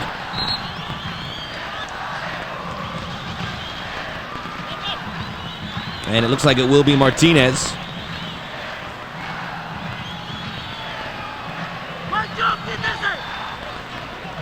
A two-layered wall there. It's interesting construction, but so be it. Monterrey look to swing it open. They can't.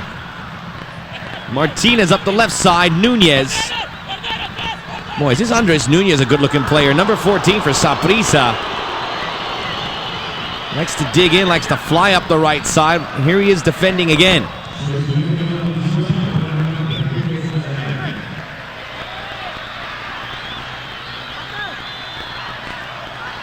We heard about much of him at all before this tournament, but this is where stars can be born. Joel Gonzalez. Touch back, foul. Brenes stops his path the other way. And a yellow card for Pablo Brenes.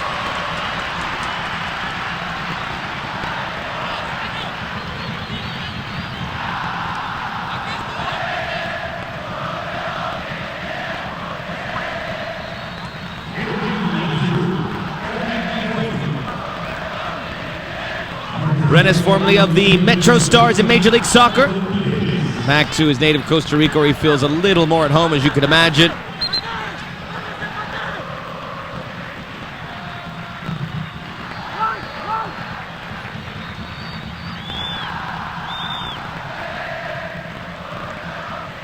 And Viti looking to take it off the left foot.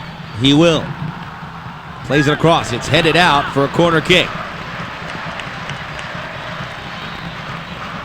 Well, coming up Saturday on the Fox Soccer Channel, the highly anticipated FA Cup semifinals. You can see the first one at 7 a.m. Eastern Time live on FSC. Arsenal and Blackburn from the Millennium Stadium. It falls. First from Casartelli as he set up Morales. The corner kick taken by Ismael Rodriguez. Second yellow card for Saprissa, and Monterrey keep their books clean for now.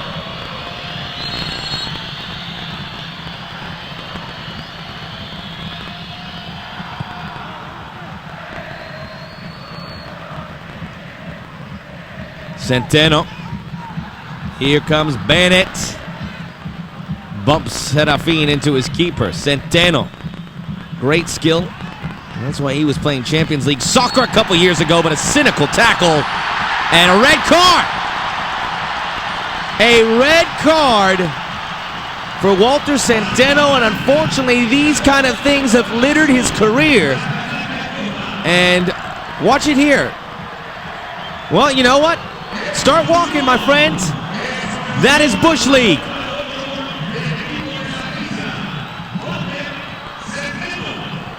I can only agree with the referee. That was just awful. This is not a forum for that kind of thing. If you want to address it, address the guy in the locker room, but not while his back is turned. And not much of a disagreement from Medford. I think he saw that all too well, and he's upset with his midfielder more than anything, which he should be. Don't waste your breath on the referee. Walter Centeno deserved the red.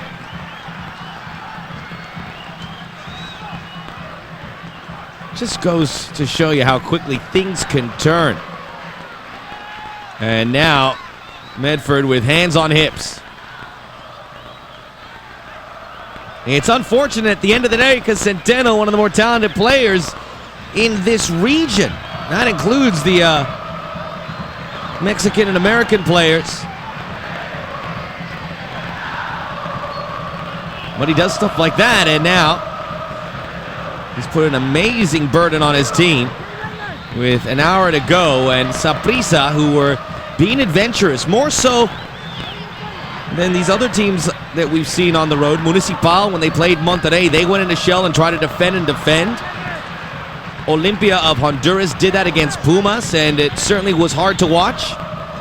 But now you're forcing Saprissa's card, and all of the blame falls on Centeno. We blame you, man.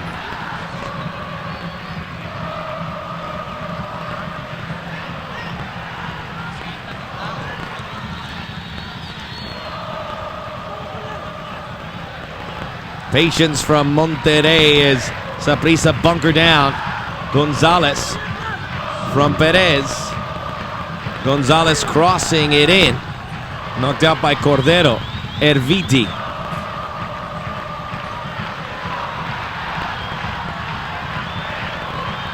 Morales. Erviti. Lines it up. Knocks it off Badia. Popped into the air. Casatelli misses the first time. Cordero heads it out of the 18. And in the end, it's a corner kick. Patient build-up pays off.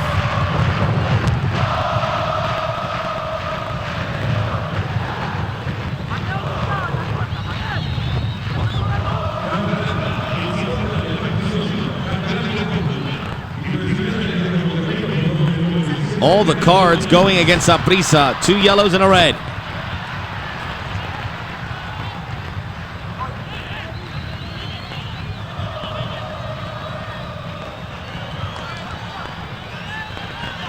Porras will back away to allow the strong-legged Badia to clear it.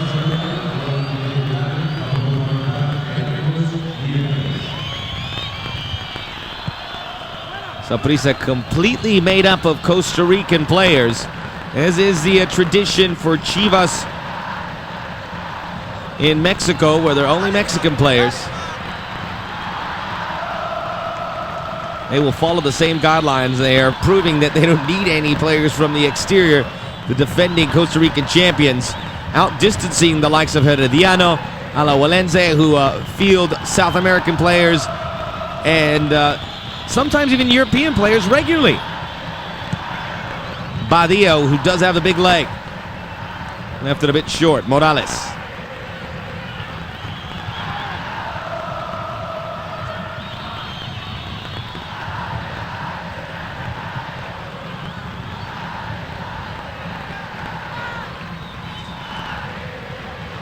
Serafin.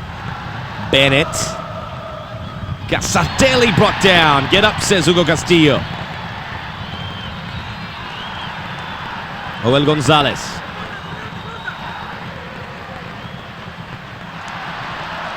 Gonzalez to the back. Erviti flicks it back. Porras to his right to make the save. Nunez. Gomez. Ronald Gomez, now that they're down to 10 men, will probably become more of a non-factor.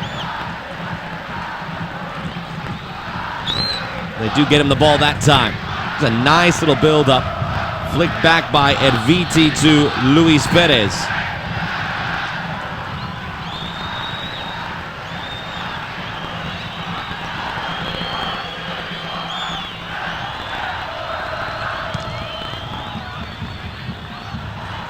Well, maybe Porras should take those goal kicks. He's got a bigger leg than Badia does. Found Gomez at the other end.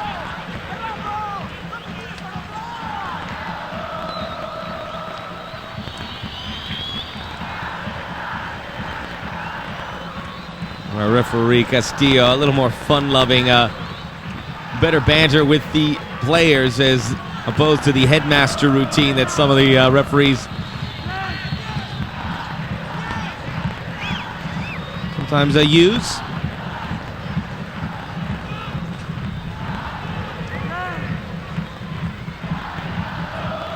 from that goal kick, there was a foul on Ronald Gomez. A bit silly there for Monterrey. Gomez will give it a shot from long distance. And they got a corner. Just building up.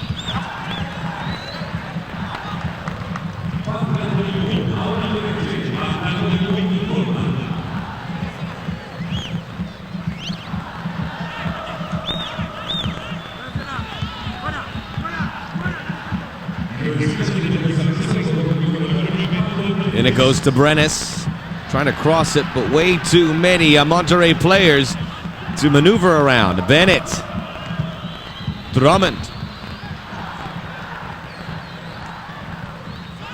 Here by Serafin. Monterrey, who really do lack big central defenders. And Jimmy Vega can fill in there. Drummond sweeps it out.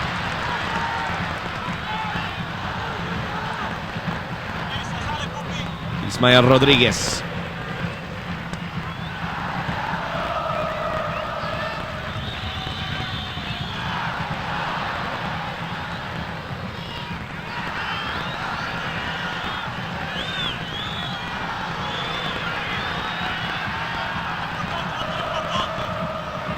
Perez. Gonzalez on a tight angle. Erviti getting some width there, joined by Esquivel defensively. And Walter Erviti pulled something.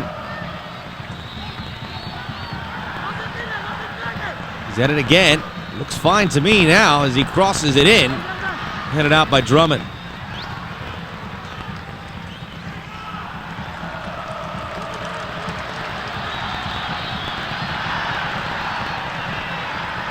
Monterrey picking up most, if not all, of the possession since the red card.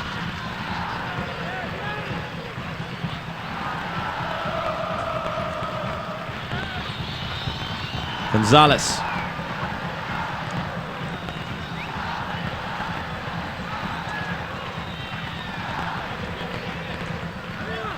Just nudges it forward. Cordero, again, proving to be the best of the defenders for Saprissa.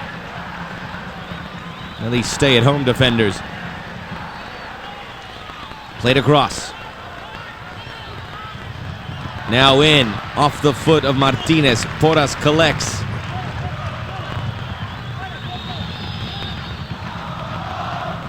Porras happy to just unload here as he urges his team out and up. Gonzalez. We'll get more of a heavy dose from Monterrey. Martinez, ambidextrous, can use both feet. I think that left foot's got a little more venom in it as Miguel Herrera poised to make a substitution before the end of the first half.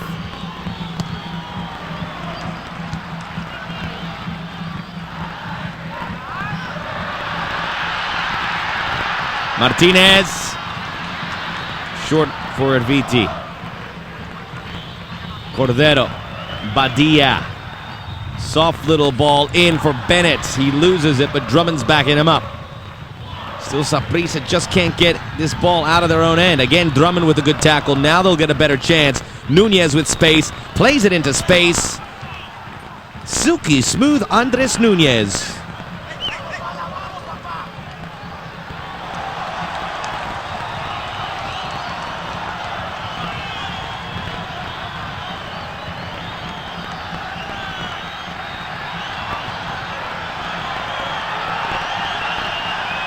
Morales. Erviti. Casartelli kept it alive and it'll end there, unable to find his teammate. Not a bad effort though from the Argentines. We're going to make a substitution here in the 39th minute.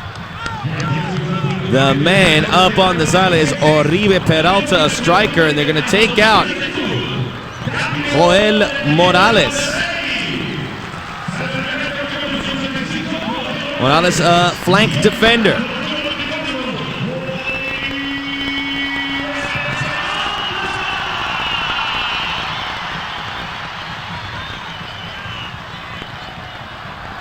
Crowd cheering on Peralta. They really have taken to this young man. He's become a pretty steady goal scorer for them now at 21 years of age from Torreon. Didn't look like there was anything wrong with Morales, but I certainly would guess now that they have a man advantage, Miguel Herrera says, I can bring in another forward, and I could end this thing here and now.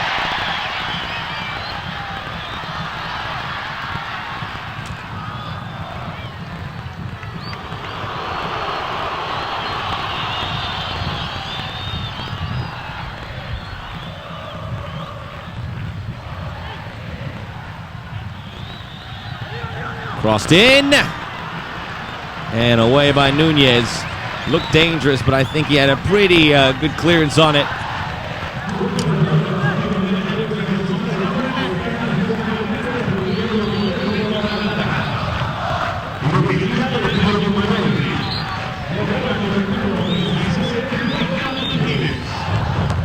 Players always looking for that extra advantage, trying to play that ball from outside the corner.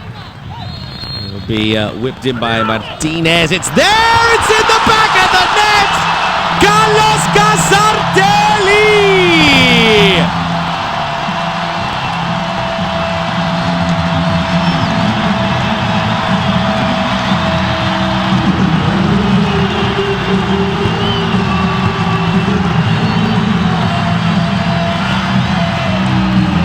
And they erupt here at the Tecnologico. Beautiful corner kick, but why is that man unmarked? I know they're down a player, but if you're going to leave someone unmarked, certainly not. This man has been their best goal scorer since Guillermo Franco has departed.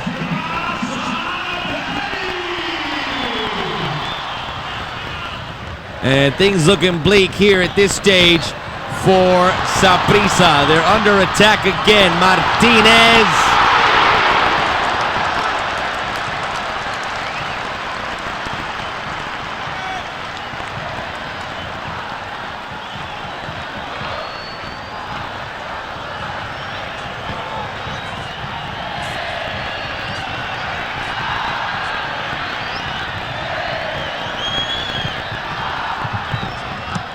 Saprissa down a goal, down a man with pretty much just the second half left to play it.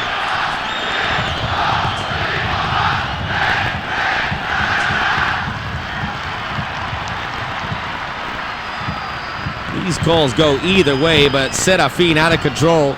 The little central defender trying to defend the big center forward.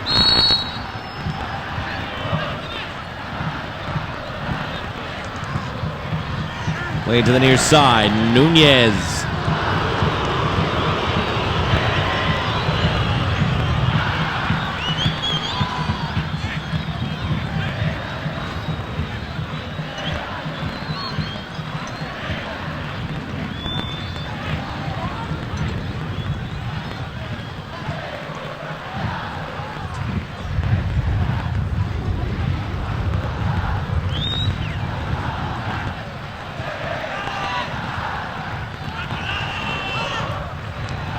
Ismael Rodriguez, Erviti, aided by Peralta, Erviti, and it had to be urgently played out by Drummond as he got a little clip on the ankle on the way out. Corner kick for Monterrey, probably the last play of this first half.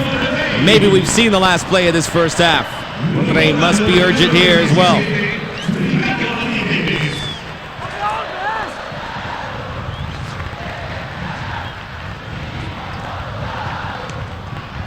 Martinez, again it was Casartelli, the goal scorer. It's on the far side, the ball towards the goal mouth. It's wide though. Peralta had it, but he missed it. Will they rue that miss?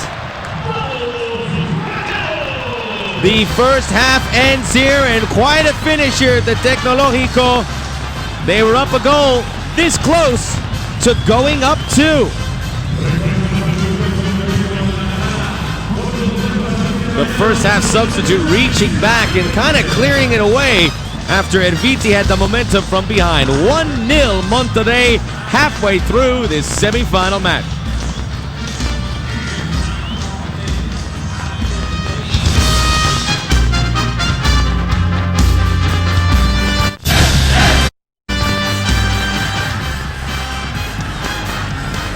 Back here for the second half. Hugo Castillo counting off the players. Can tell you there are no substitutions for Monterrey. There is a change for Saprissa. Monterrey did make a change at the end of the first half, replacing Joel Morales and bringing in Oribe Peralta. Saul Fernandez Philip coming in for Pablo Brenes.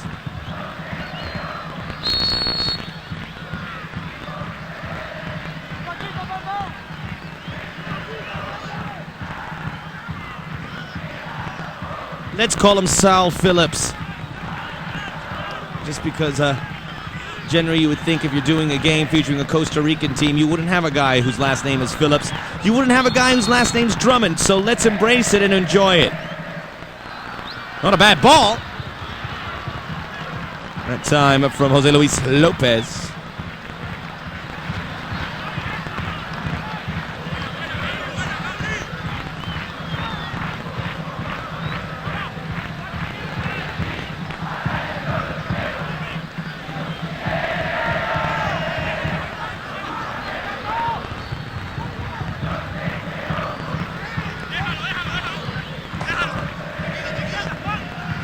Cerrato. Clearly, after what we have seen,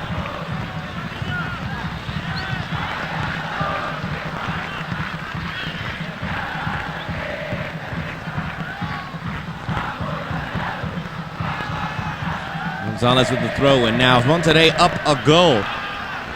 Clearly, with what we just seen from Saprissa, they'll need to go after that second one just in case, because Saprissa, even though they replaced one of their key components attack-wise, have plenty of weapons yet. Maybe should rethink that, though, as they've lost two big weapons in Brenes and Centeno, who was red-carded. More of a burden probably on the shoulders of Ronald Gomez, who's been joined up top by Tri Bennett, who was kind of roving around the first half. There he is, number 23. He's still roving, but when he can, he's roving up a little bit further towards the top. Bumped off Erviti. Not well cleared, though. Swung around to Gonzalez. Gonzalez through the legs of Esquivel. Gets the ball back. Joel Gonzalez. Does he take the inside track? Martinez. Nowhere to go there. Well defended by Saprissa, as the 10 players out there putting a little extra work each to make the difference. And it pays off. And Hernan Medford has to be happy with that little sequence, as they probed around but couldn't find a little space to creep through.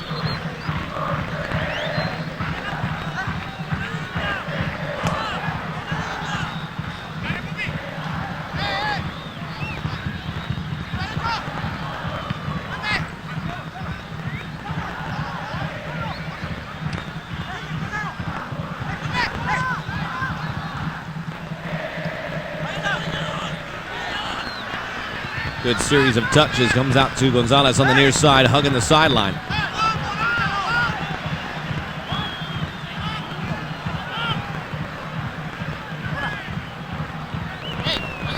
There you see both coaches busy at work. Both recently removed from their playing days, as you can probably tell. Medford looks like he still could go out there and provide some quality minutes.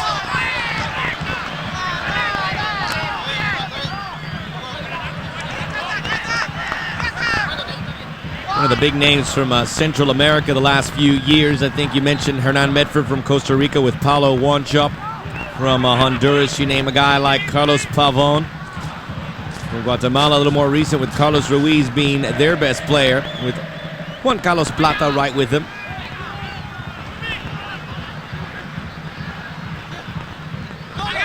Panama, of course, had Julio Cesar Deli Valdez.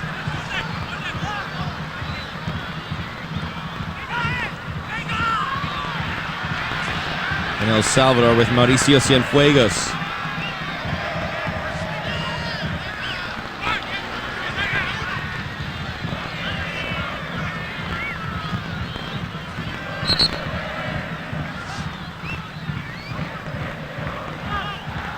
There is the aggregate. The goal that Monterrey scored is the difference.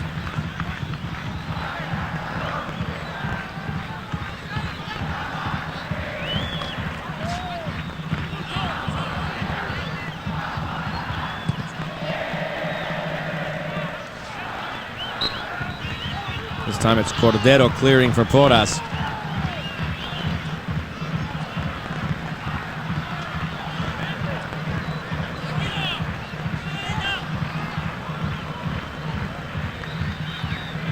And again, it is Serafin whistled for that foul on Gomez.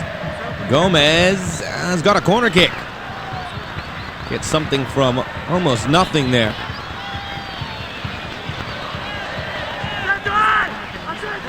Saprissa, the last hope to prevent an all-Mexican final in the CONCACAF Champions Cup here in 2005, which heading into next month would be great talk for the Mexican critics, who would know there'd be a Mexican team in the World Club Championships again, as there was one in 2000 when Necaxa made it in the World Club Championships. The last we had, the only one we really had in Brazil, won by Corinthians.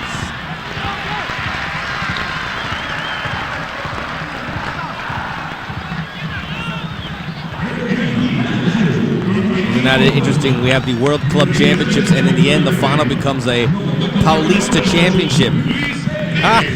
All this way for nothing. Two teams from Sao Paulo reach the final. Martinez now to take this corner kick, looking to perhaps apply the knockout blow for Saprissa. Big Juan Jose Francisco Porras finds Bennett. He's been roving. Now he sends it to the near side and out of the reach of the other flyer, Nunez.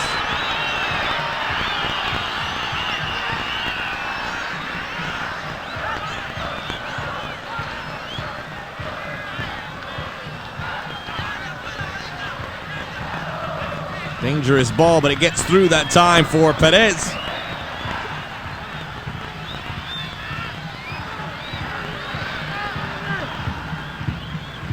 Argemio Vega.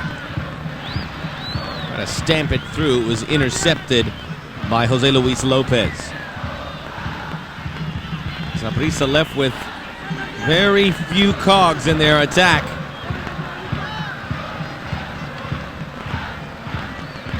Centeno red-carded, Brenes replaced.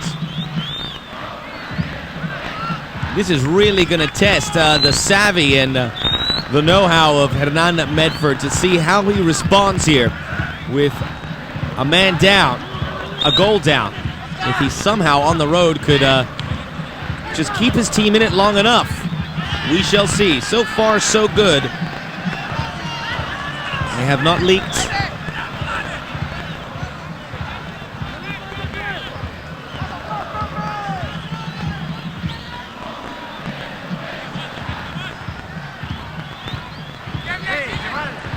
Medford still has two substitutions at his disposal, as does Miguel Herrera, but it looks like he's going to use one of them here.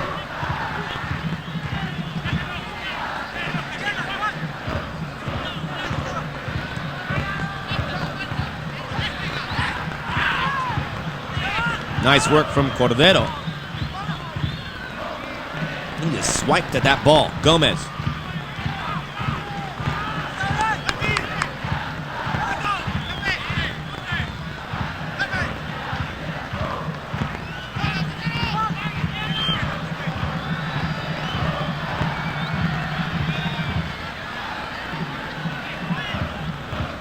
Perez.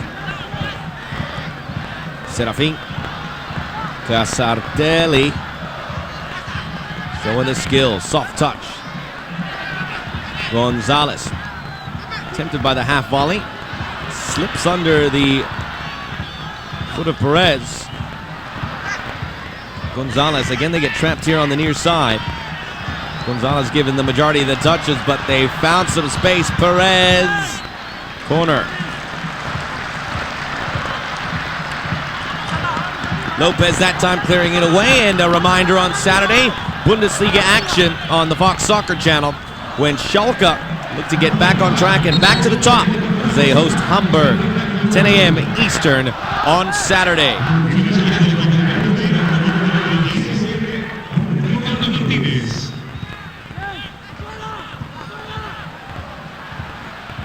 Gonzalez taken off the ball by Gomez.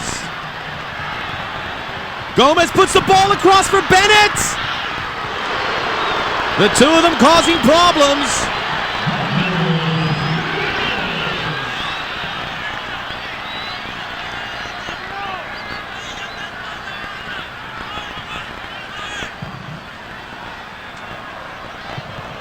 A nice run. The shot not so good, but those two covered a lot of ground.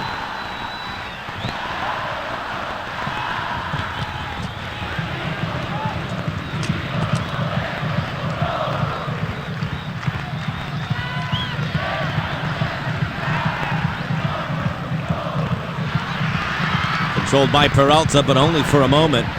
Swept away by Cordero. Here's Gomez.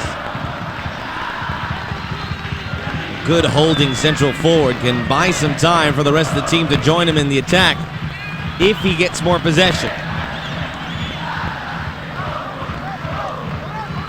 Gonzalez. Back in, deflected. Still in play. And nice patience shown there by Lopez as he wins a throw-in for Saprissa. Looking over the next 35 minutes or so to get back into it.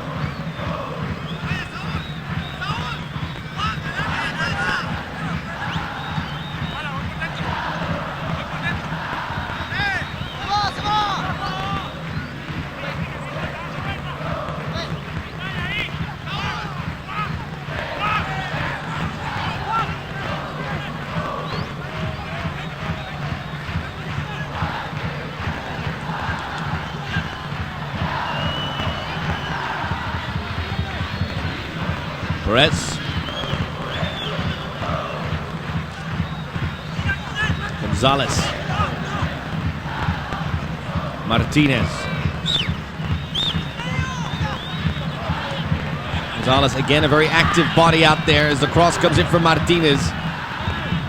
Whipped it in. Cordero, I think, has been the MVP for Saprissa thus far. Heads it out.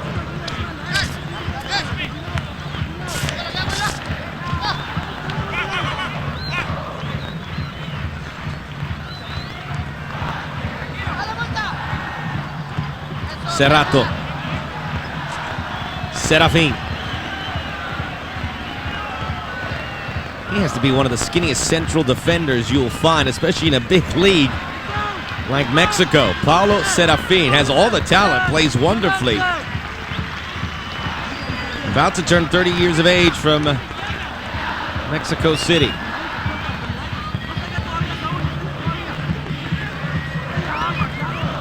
Rodriguez. Erviti. Shot lined up by Perez.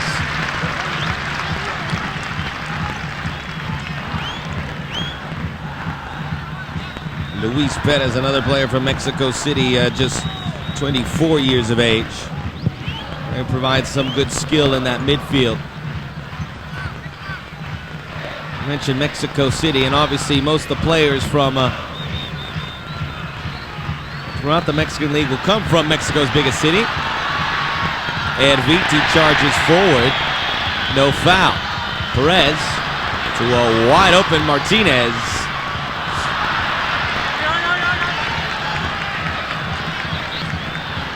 Monterrey in the state of Nuevo León, which is also the state that houses the team Tigres, who are playing the Copa Libertadores and pulled off a stunning result. Not really against the opponent, but they were losing 2-1 to Caracas, a team they probably should beat, even though it was in Venezuela. They proceeded to score 4 goals in the second half to run out easy winners. And now a lot of people seem to be thinking that Tigres have what it takes to perhaps win the whole shebang, the Libertadores trophy.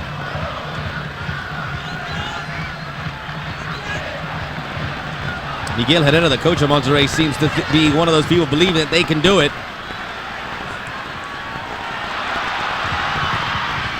Martinez, he credits a very talented roster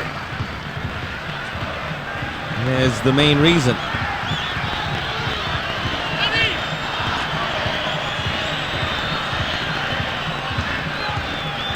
Here's that second substitute to be used by Hernan Medford.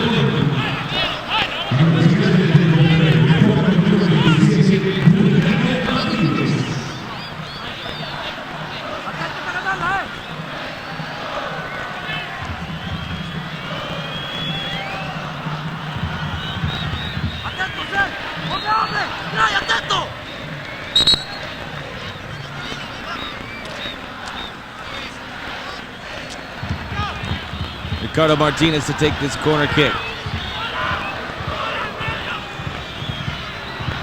And there's a substitution in the works. That is it. For Esquivel, he's replaced by Bolaños.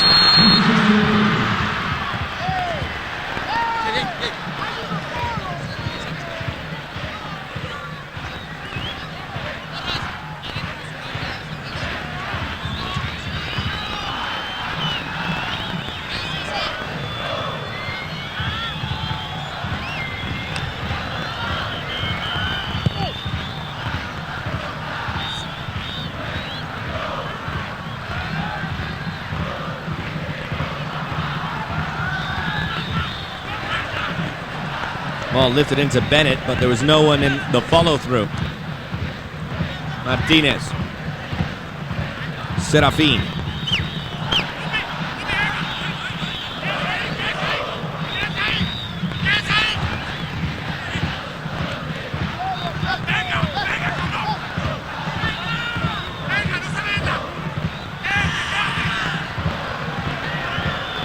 Monterrey, who can again afford to be patient, even though a long way yet. Saprissa not really willing to panic either, which they shouldn't, as they allow Monterrey to ping that ball around. Casatelli receives it a little deeper, touched out by Cordero, but he gives it right to Argemio Vega. Vega to Joel Gonzalez.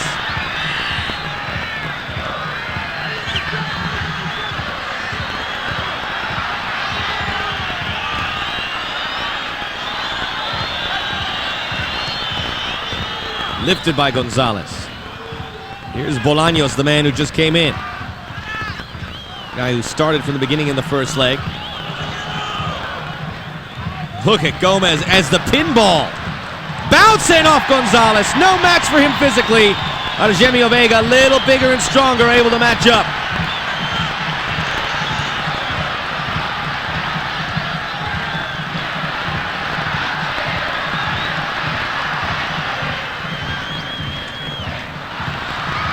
And Viti touches it forward.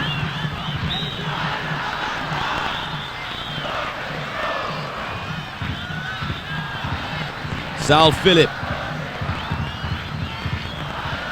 Nunez.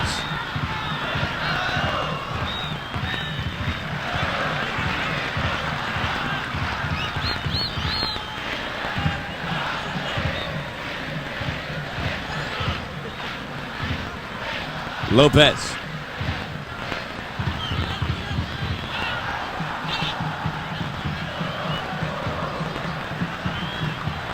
Playing back to safety. Juan de Dios Ibarra waits and clears.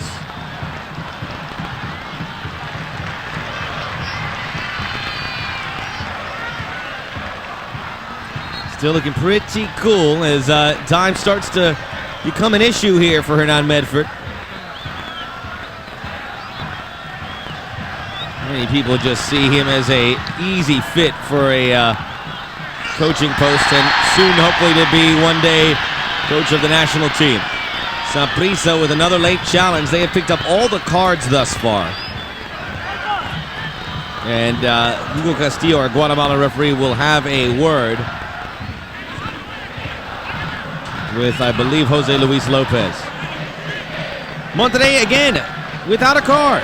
Saprissa with 2 yellows and a red.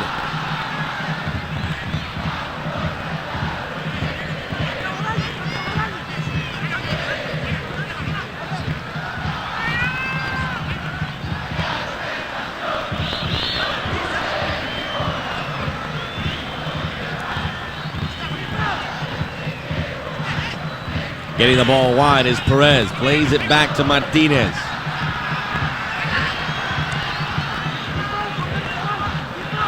Casartelli spins the hips, trying to cross it. Blocked by Cordero, who saw it coming, brought those arms behind the block without using his hands.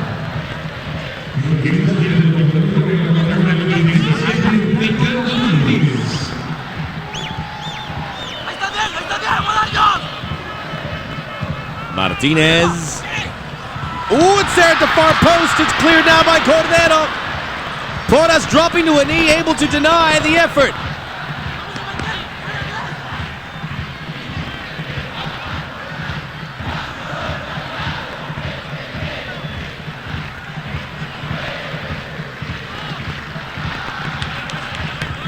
Great ball by Martinez, the first header from Casartelli.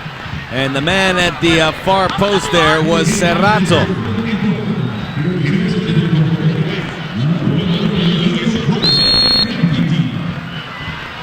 And VT with the corner, this time from the left side. Again, it was Casartelli the target. Storming through was Bolaños. Gomez. Just as like a doorstop when he tries to get that ball, and he commits the foul the second time.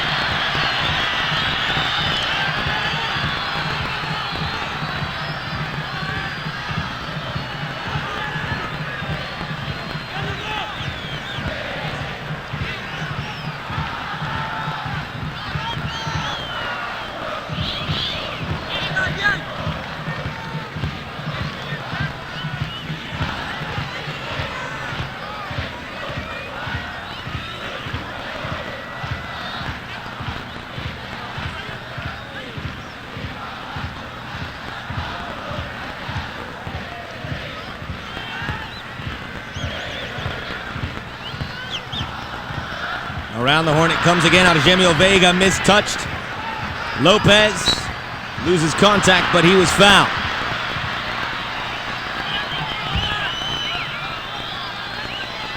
Well, coming up on Saturday, a big Saturday as we've already told you, but it gets even bigger in the evening at 8:30 Eastern Time.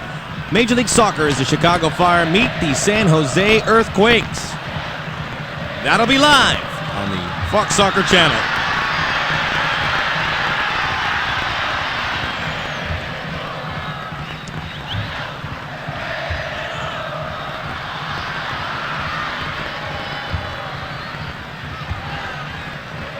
Well, since the red card, I don't think Ibarra has been tested in the Monterrey goal. As Monterrey make their second substitution right now.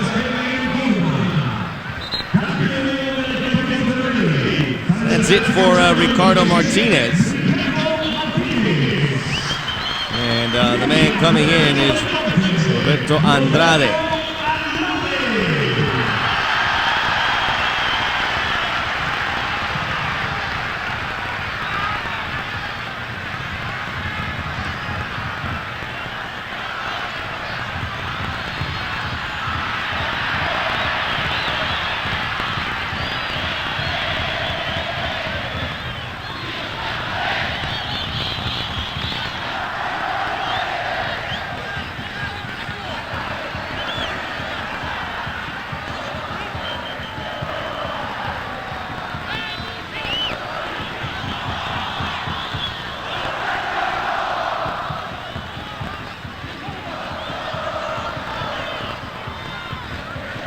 Rear free kick now for Saprissa from the right flank. 20 minutes left in this match. They probably can only muster up a few more chances. So these are absolutely golden. Give it to your best player right now, Ronald Gomez.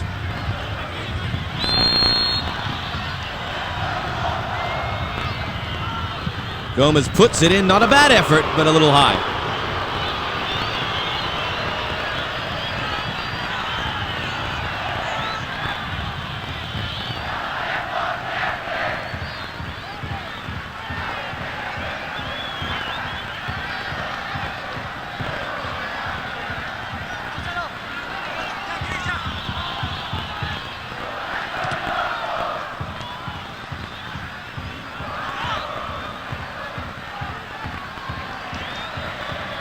Great run by Gomez. He spots Bennett. He's tackled. It's a penalty.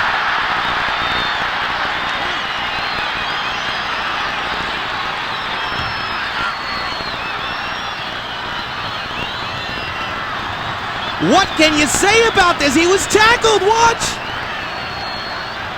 You've got to give the penalty. He was given no chance to play that ball. It could have been a handball.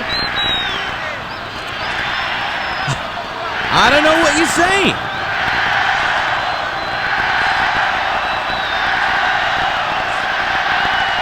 He's not going to reverse it now, and Juan de Dios Ibarra knows it as Ismael Rodriguez continues to complain. A freakish play, a great run from Gomez on the left side.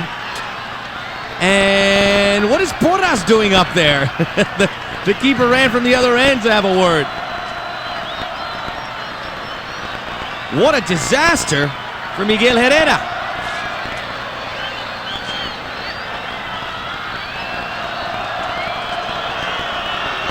And it all may pay off yet for Hernan Medford.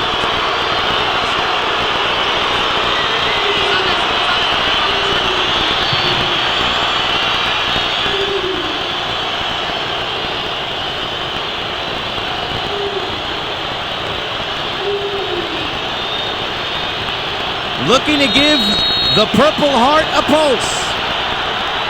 Gomez, yes! 72nd. It's 1-1. It's 3-3 on aggregate. And Saprissa, a man down for about 40 minutes of game time.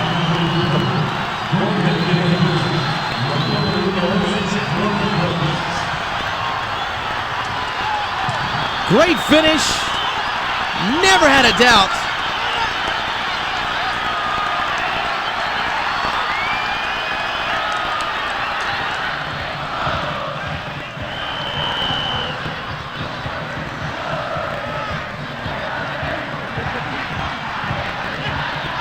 It's 1-1 here at the Tecnologico. Means 3-3 on aggregate. Monterrey with much haste now, trying to go back in front. They have no business being tied, but Saprissa show they have the talent to get it done. Just needed the one chance and they got it.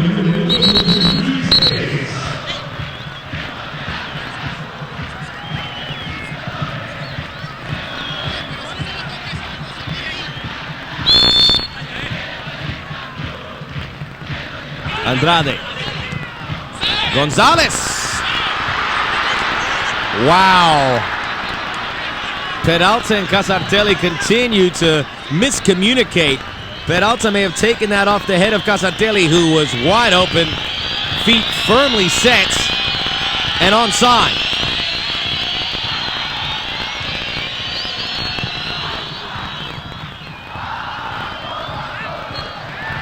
How many times have we seen that? They got to give Paulo Serafin a yellow card. It's the third time he's crawled over the back of Ronald Gomez. He just cannot match up with him.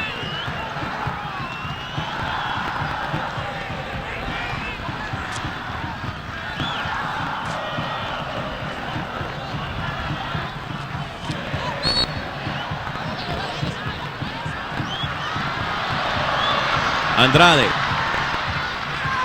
Nice ball for Perez. Perez back to the near side.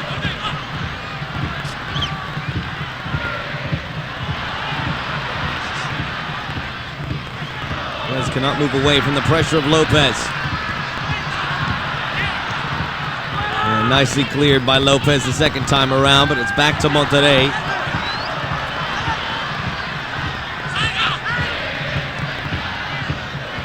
Slipping that ball in, it's over. Porras' head. Andres Nunez saves the day.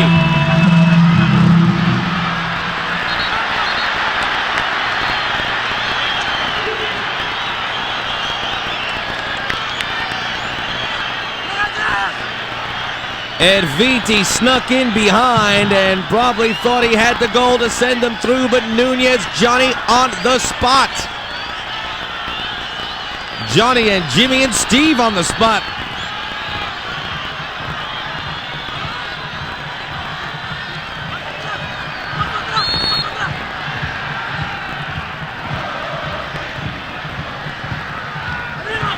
Crossed in by Monterrey. They mean business now. Cordero heads it out. Nunez.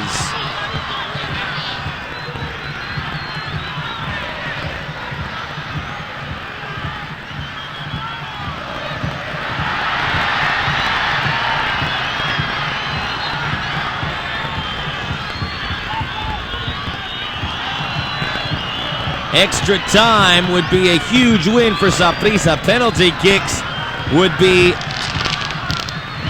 an absolute massive achievement. That's what they're playing for, make no mistake, and they deserve to tighten up and play for it, as they had to venture out to try and get the equalizer.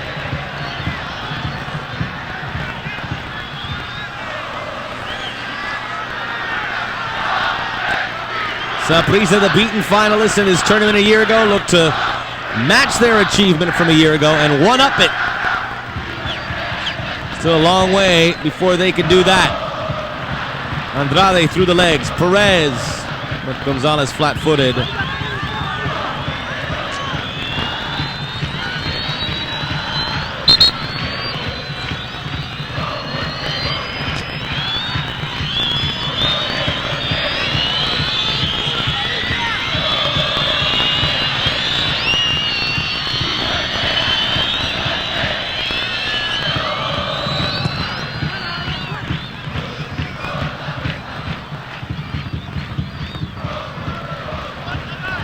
Bennett, man who picked up the penalty.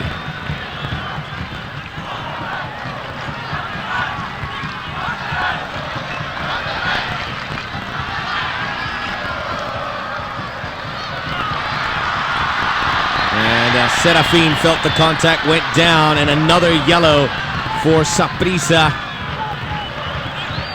Although that's kind of cruel to say another yellow. It's been a while since they've gotten one. But they have all of them.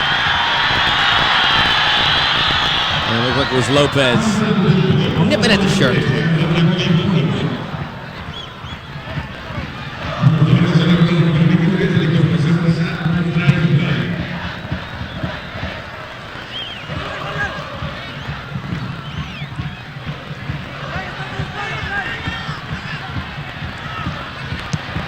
Gonzalez.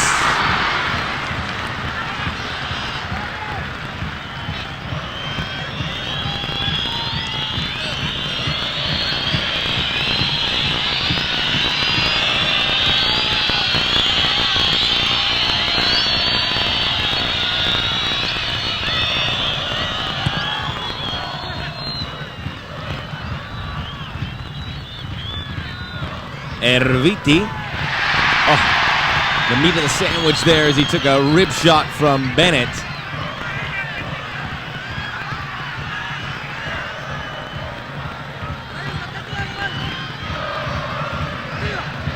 Over the head of Casartelli. Knocked out by Badilla.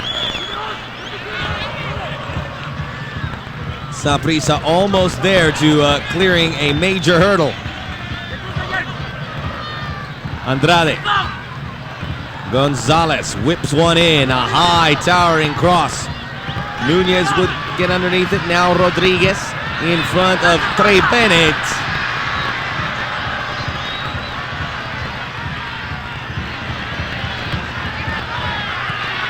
Rodriguez in the end was isolated there. It allowed Saprissa to win it off the shoulder of Gomez.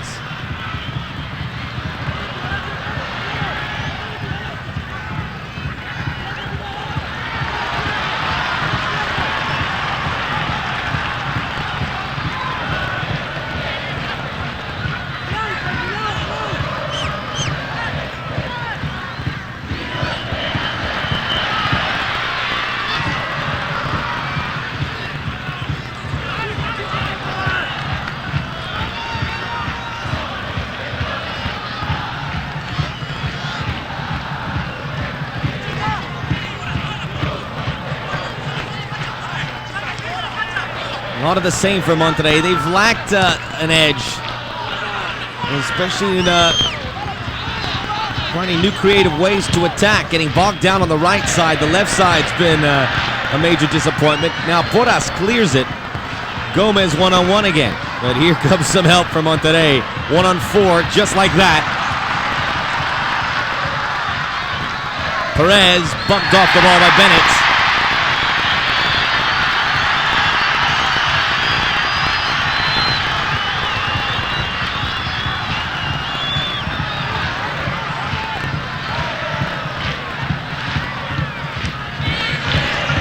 Gonzalez. Andrade. Back to Gonzalez, just flicks it in. So many people to choose from, it's out of play. Goal kick.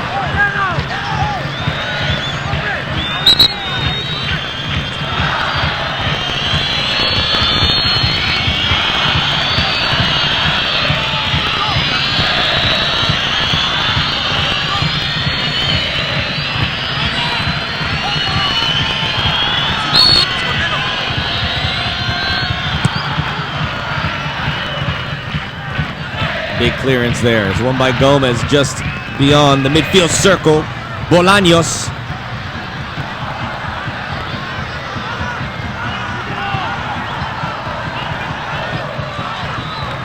A real lackluster performance from Monterrey here in the second half, where they're unable to take advantage of the man advantage and the goal advantage.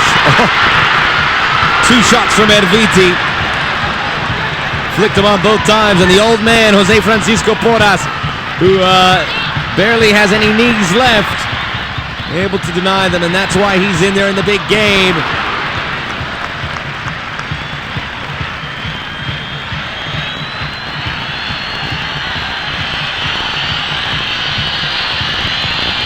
And that has to be legit. He's feeling it, and that's why he gets some players to help him with the clearances. Lines it up for Cordero and moves out of the way. You save the goals. Watch the vision. Once there, and then again.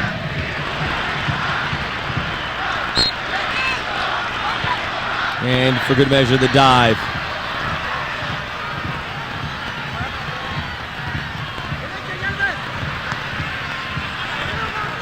Andrade.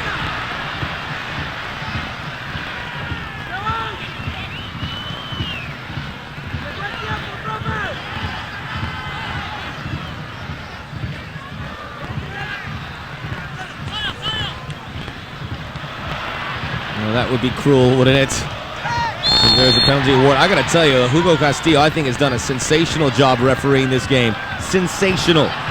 He's made the right calls every time. He hasn't had any makeup calls or any silliness like that. It's been solid. Saprissa can't be happy about it, but they gotta be happy about the penalty, and I agree with the penalty. Gonzalez. Ooh, weaving through. No free kick given. Handball on Erviti. We lose touch for a moment. It'll favor Saprissa. And they are now in stoppage time and can start to believe that maybe they can break through. Monterrey, unlike Pumas. Whoa, yeah! Get a move on, man!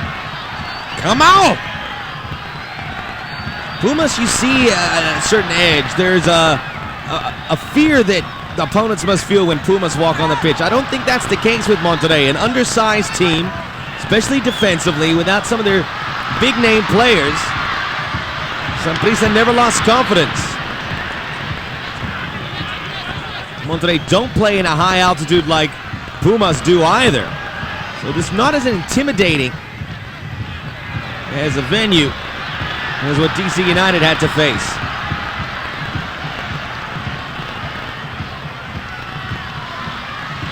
Trying to get it in to Casartelli behind Drummond. Not there. Time running short. Cordero. Cordero has been, again, the best player for me. And the hands go in the air for some of the Saprissa players as they've done it. Didn't look like it was going to happen, but after being a man down for the entire second half and a goal down, they found it.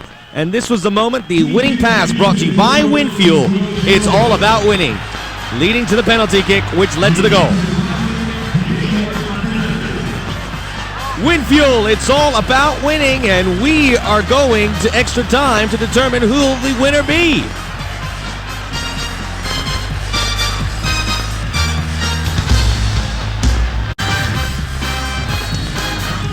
We begin extra time. Monterrey and Saprissa.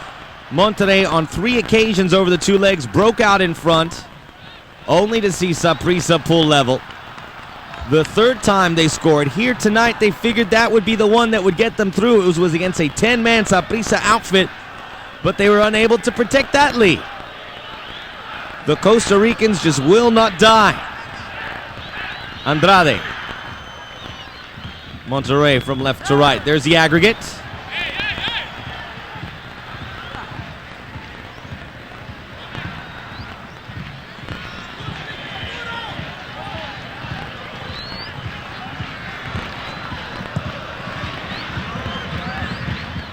Cordero, Gomez in between it all. Bennett, Serrato, Oel Gonzalez.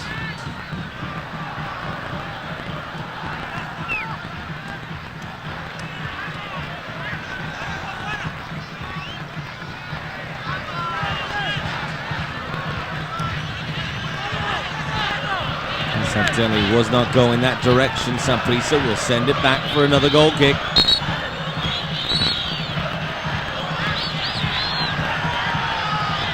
And we can see Saprissa trying to gobble up seconds. Monterrey must respond by kicking it into a higher gear. Force the pace up.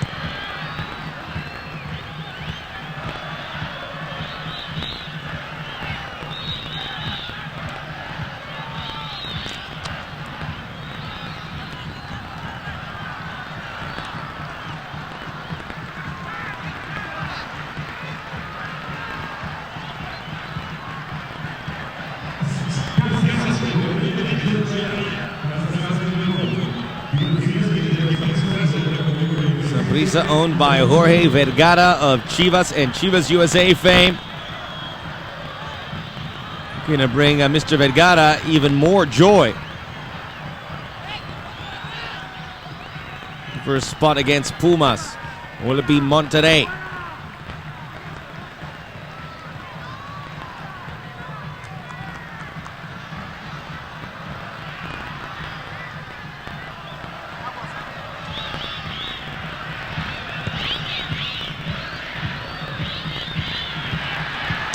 Long-range shot from Argemio Vega, not even a shot, doesn't get through. Casartelli back to Vega. Vega took something off of that in search of Erviti, but no problem on the near side for Cordero, who clears out another.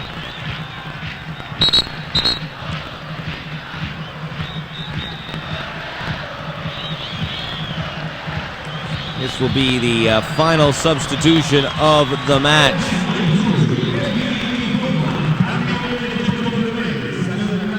Joel Gonzalez is out. Final substitution of the match for Monterrey. And Ivan Huitron comes in, a midfielder from Monterrey.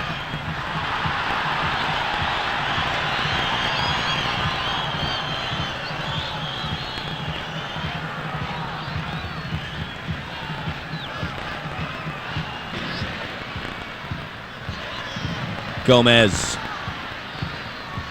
trying to swerve around Serafin.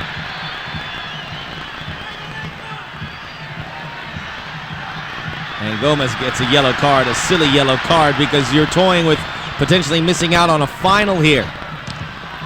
Casartelli, it's fallen. Peralta. Amazingly now, it is 4 yellows and a red for Saprissa, none for Monterrey.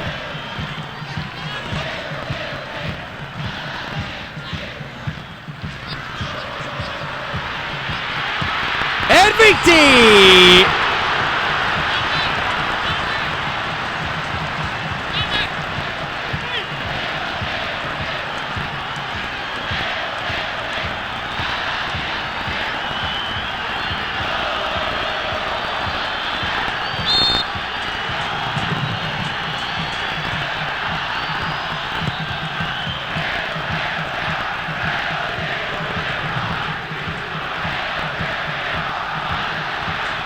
Bennett, big strong man, handling the defense from Cerrato.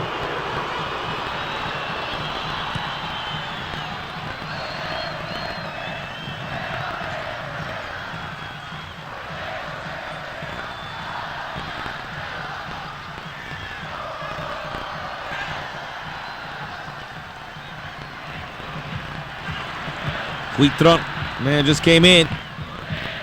Solid tackle from Badilla. Viti wins it back from Monterrey, gets it to Andrade. Not much in the substitutions for either team, really. Bolaños has provided a little bit of a spark for Saprissa.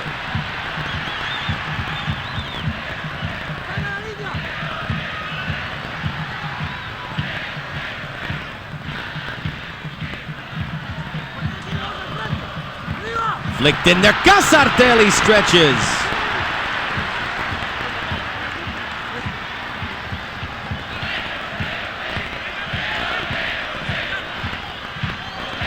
The ball from Perez. There's a couple players across that line, and Casartelli the closest.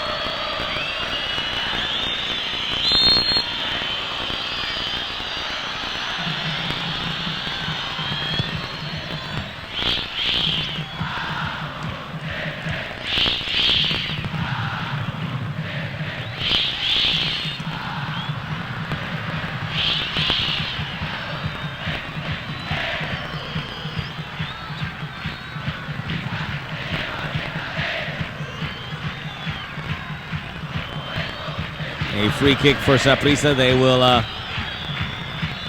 show much patience in taking this. Cordero. They want penalty kicks, make no mistake.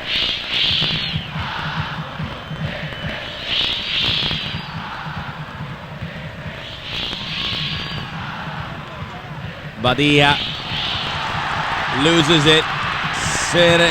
Peralta, pardon me.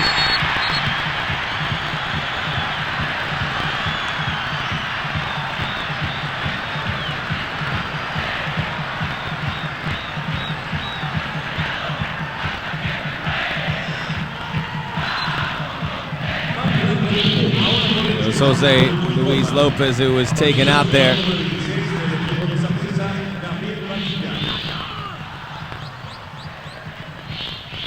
Played in. Another yellow card. It goes to Badilla, and again goes against Saprissa. Maybe Hernan Medford's not aware of it, but when he sees the disparity, he's going to have an issue, I'm sure, with Hugo Castillo.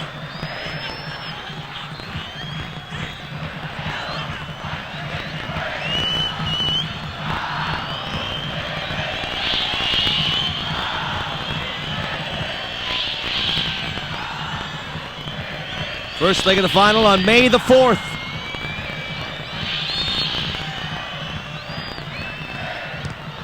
Couple weeks to recharge and worry about domestic issues. Particularly for Monterrey, who want to secure the top of Group 3. Pumas, the other finalist, they'll have a lot of ground to make up in Group 1 to make the Liguilla, which is the Mexican playoffs.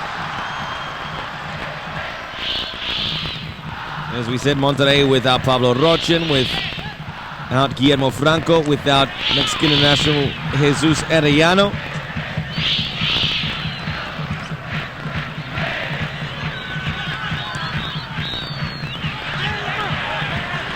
Through the legs of Drummond to Porras. Just about done with the first extra time session.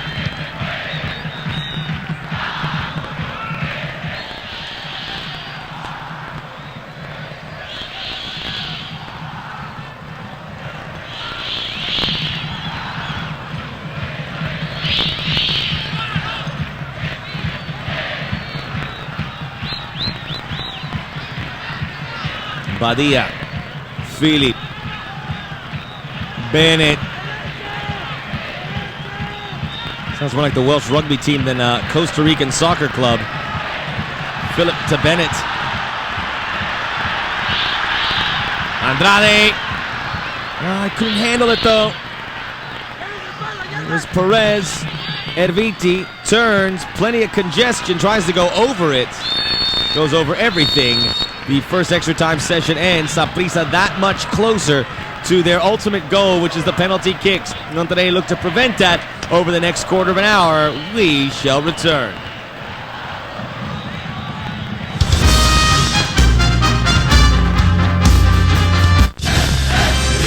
This is Fox Soccer Channel. Attention, men with thinning hair.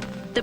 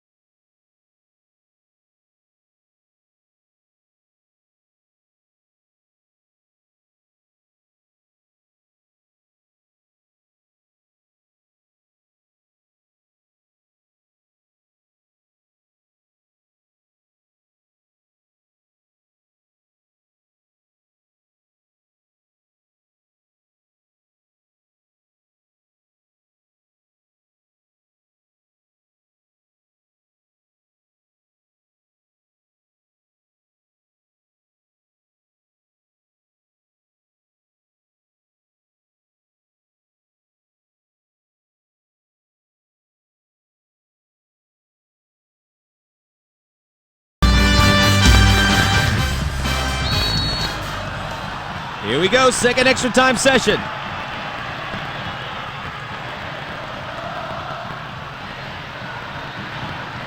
Monterrey going right to left. Their last chance to prevent penalties. Andrade. Ismael Rodriguez.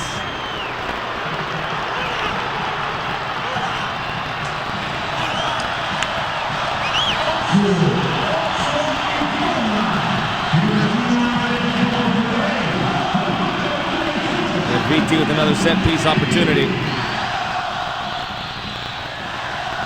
VT wants it back. Well read by Bolaños. One of the fitter players out there right now because, well, he has played less. Came in just past the hour mark.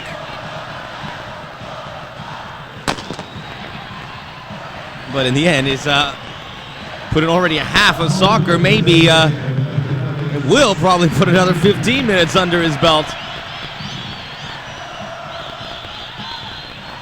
Ismael Rodriguez to the far post. Porras.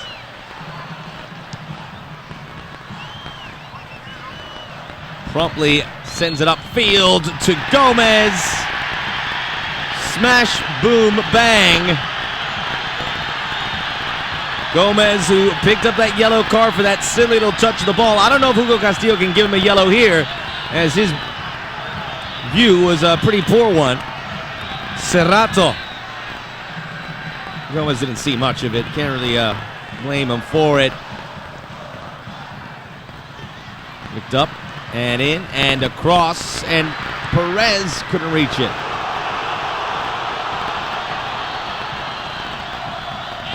Andrade heels it back. Perez, soft cross in. Casartelli stretched out, couldn't reach. Casartelli went right over Peralta, his teammate, in attempting to catch that. And there it is, the first yellow card. Some 108 minutes into the game for Monterrey. And it's Ismael Rodriguez.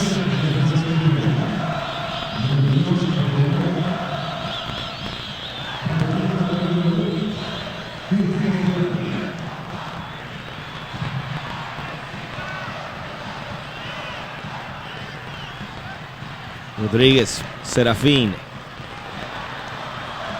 Argemio Vega.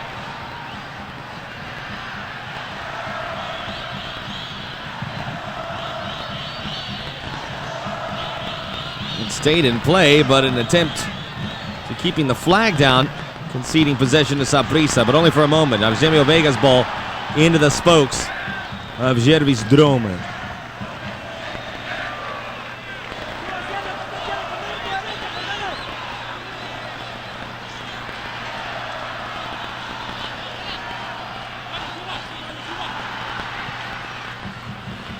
Cross in play. Nope, went out.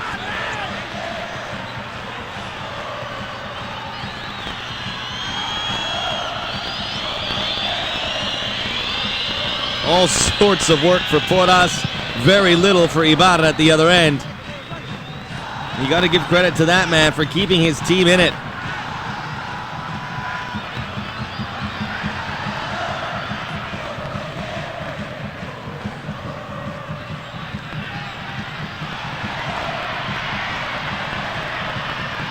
Philip does the defending. This man coming in between the sessions. That's the number 10 for Saprissa, Alonso Solis. He replaced Trey Bennett. The run by Peralta, the cross too long.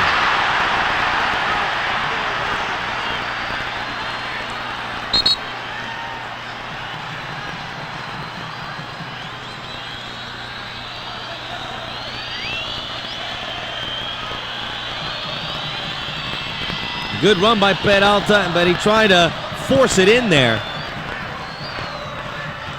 Jervis Drummond all over Casartelli.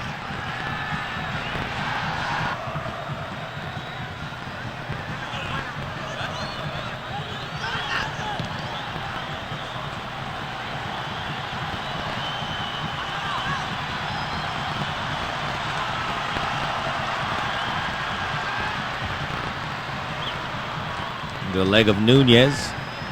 Argemio Vega. Perez. Vega. In tight quarters, knocked out by Drummond. Took forever to get there. And Lopez will win a free kick. And now quickly a second yellow for Monterrey. Goes to Luis Perez. Certainly in a match that goes deep into the second extra time session, you would imagine plenty of yellows, and there have been. And they would draw the potential for reds, but the only red we have had was a straight red at the end of the first half to Walter Centeno.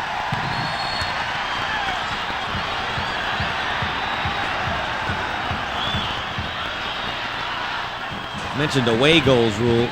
Really, Monterrey even more reason to want that rule in place As if it was in place, they would already be in the finals. They would already be out of the showers by now.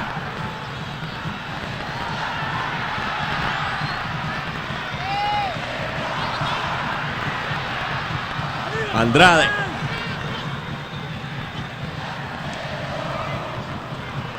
Lopez turns. Gomez into space.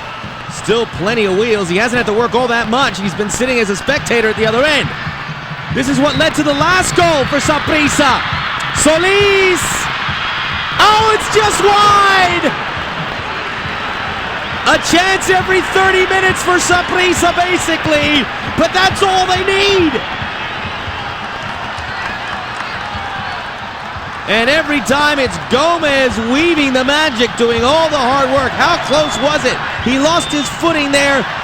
That may have been the difference.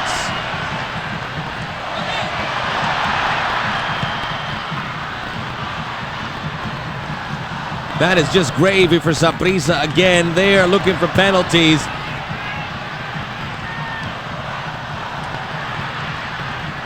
Into the area, lots of contact, play on.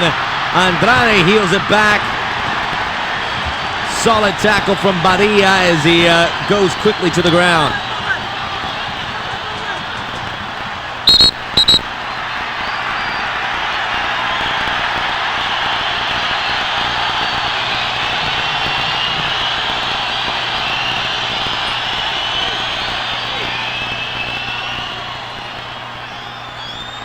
Perez, another collision. Casartelli. Then Peralta. Porras, good throw. Bolaños. Try to kick-start it.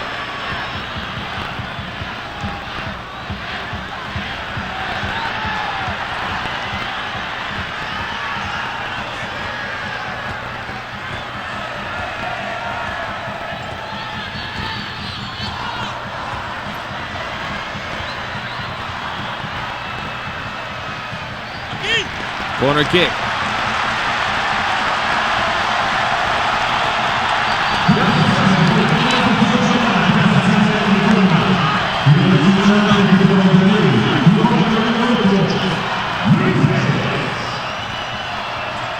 Perez.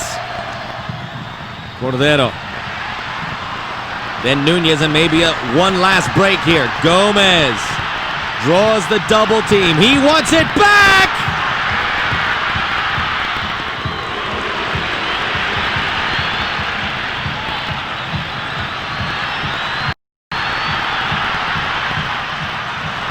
Now Saprissa shorthanded at the other end. Erviti brings it into Ismael Rodriguez. A chance to bring down the curtain.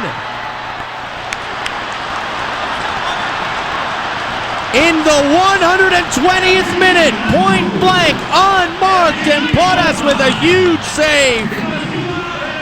The save.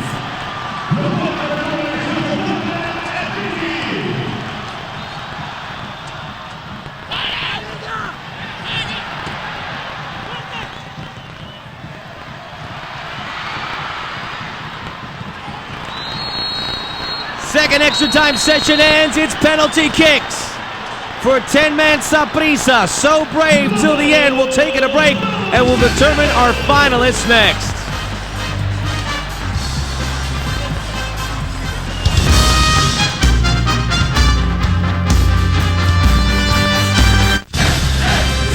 Your world, your life.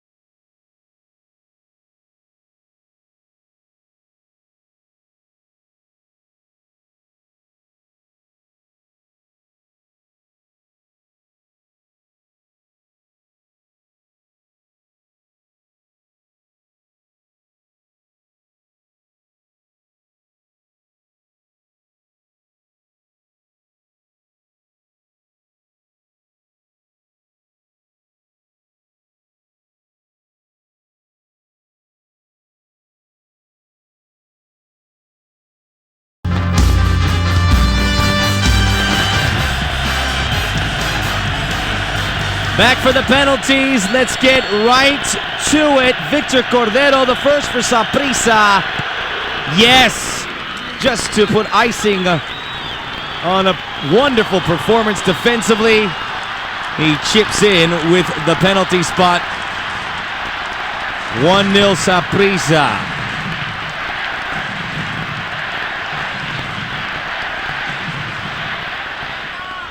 Argemio Vega to take the first one for Monterrey. And he squeezes it through, 1-1.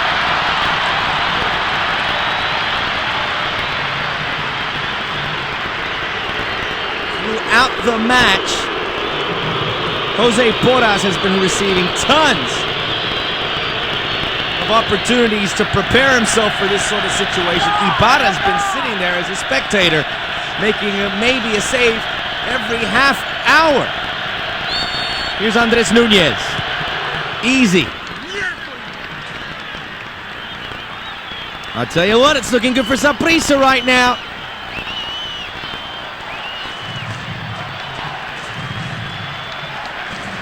Two easily taken penalties. Carlos Casartelli to level it back at 2. And again, Porras close.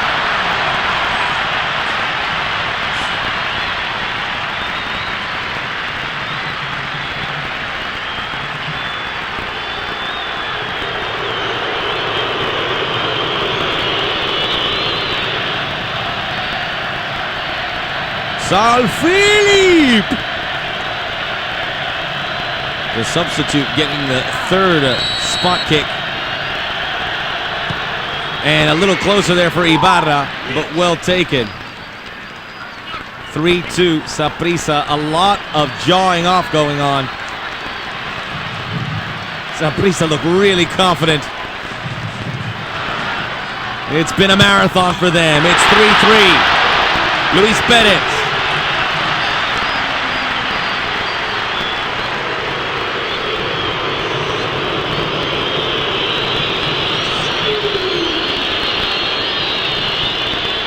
Jose Luis Lopez coming up now for Saprissa.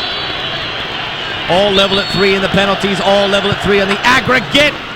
Well struck, and nothing has changed for Saprissa. They are look determined, they are walking tall, and they're nailing these penalties. It's 4-3.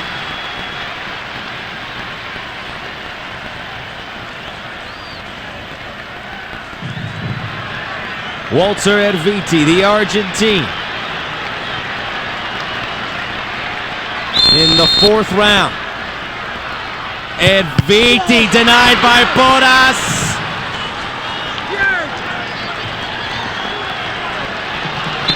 And now bring in the big man.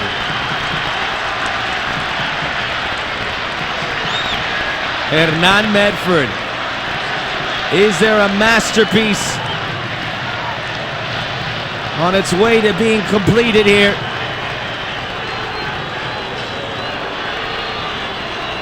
It falls on the very big shoulders of Ronald Gomez. He hits this. Saprissa prepare for May 4th against the Pumas of the Universidad Nacional Autónoma of Mexico.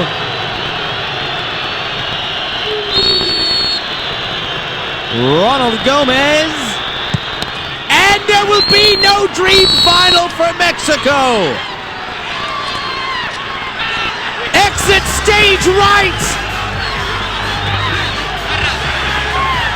Saprissa advance. We're all done. Thanks for joining us on behalf of our producer Jaime Trujillo. Max Bredos saying so long.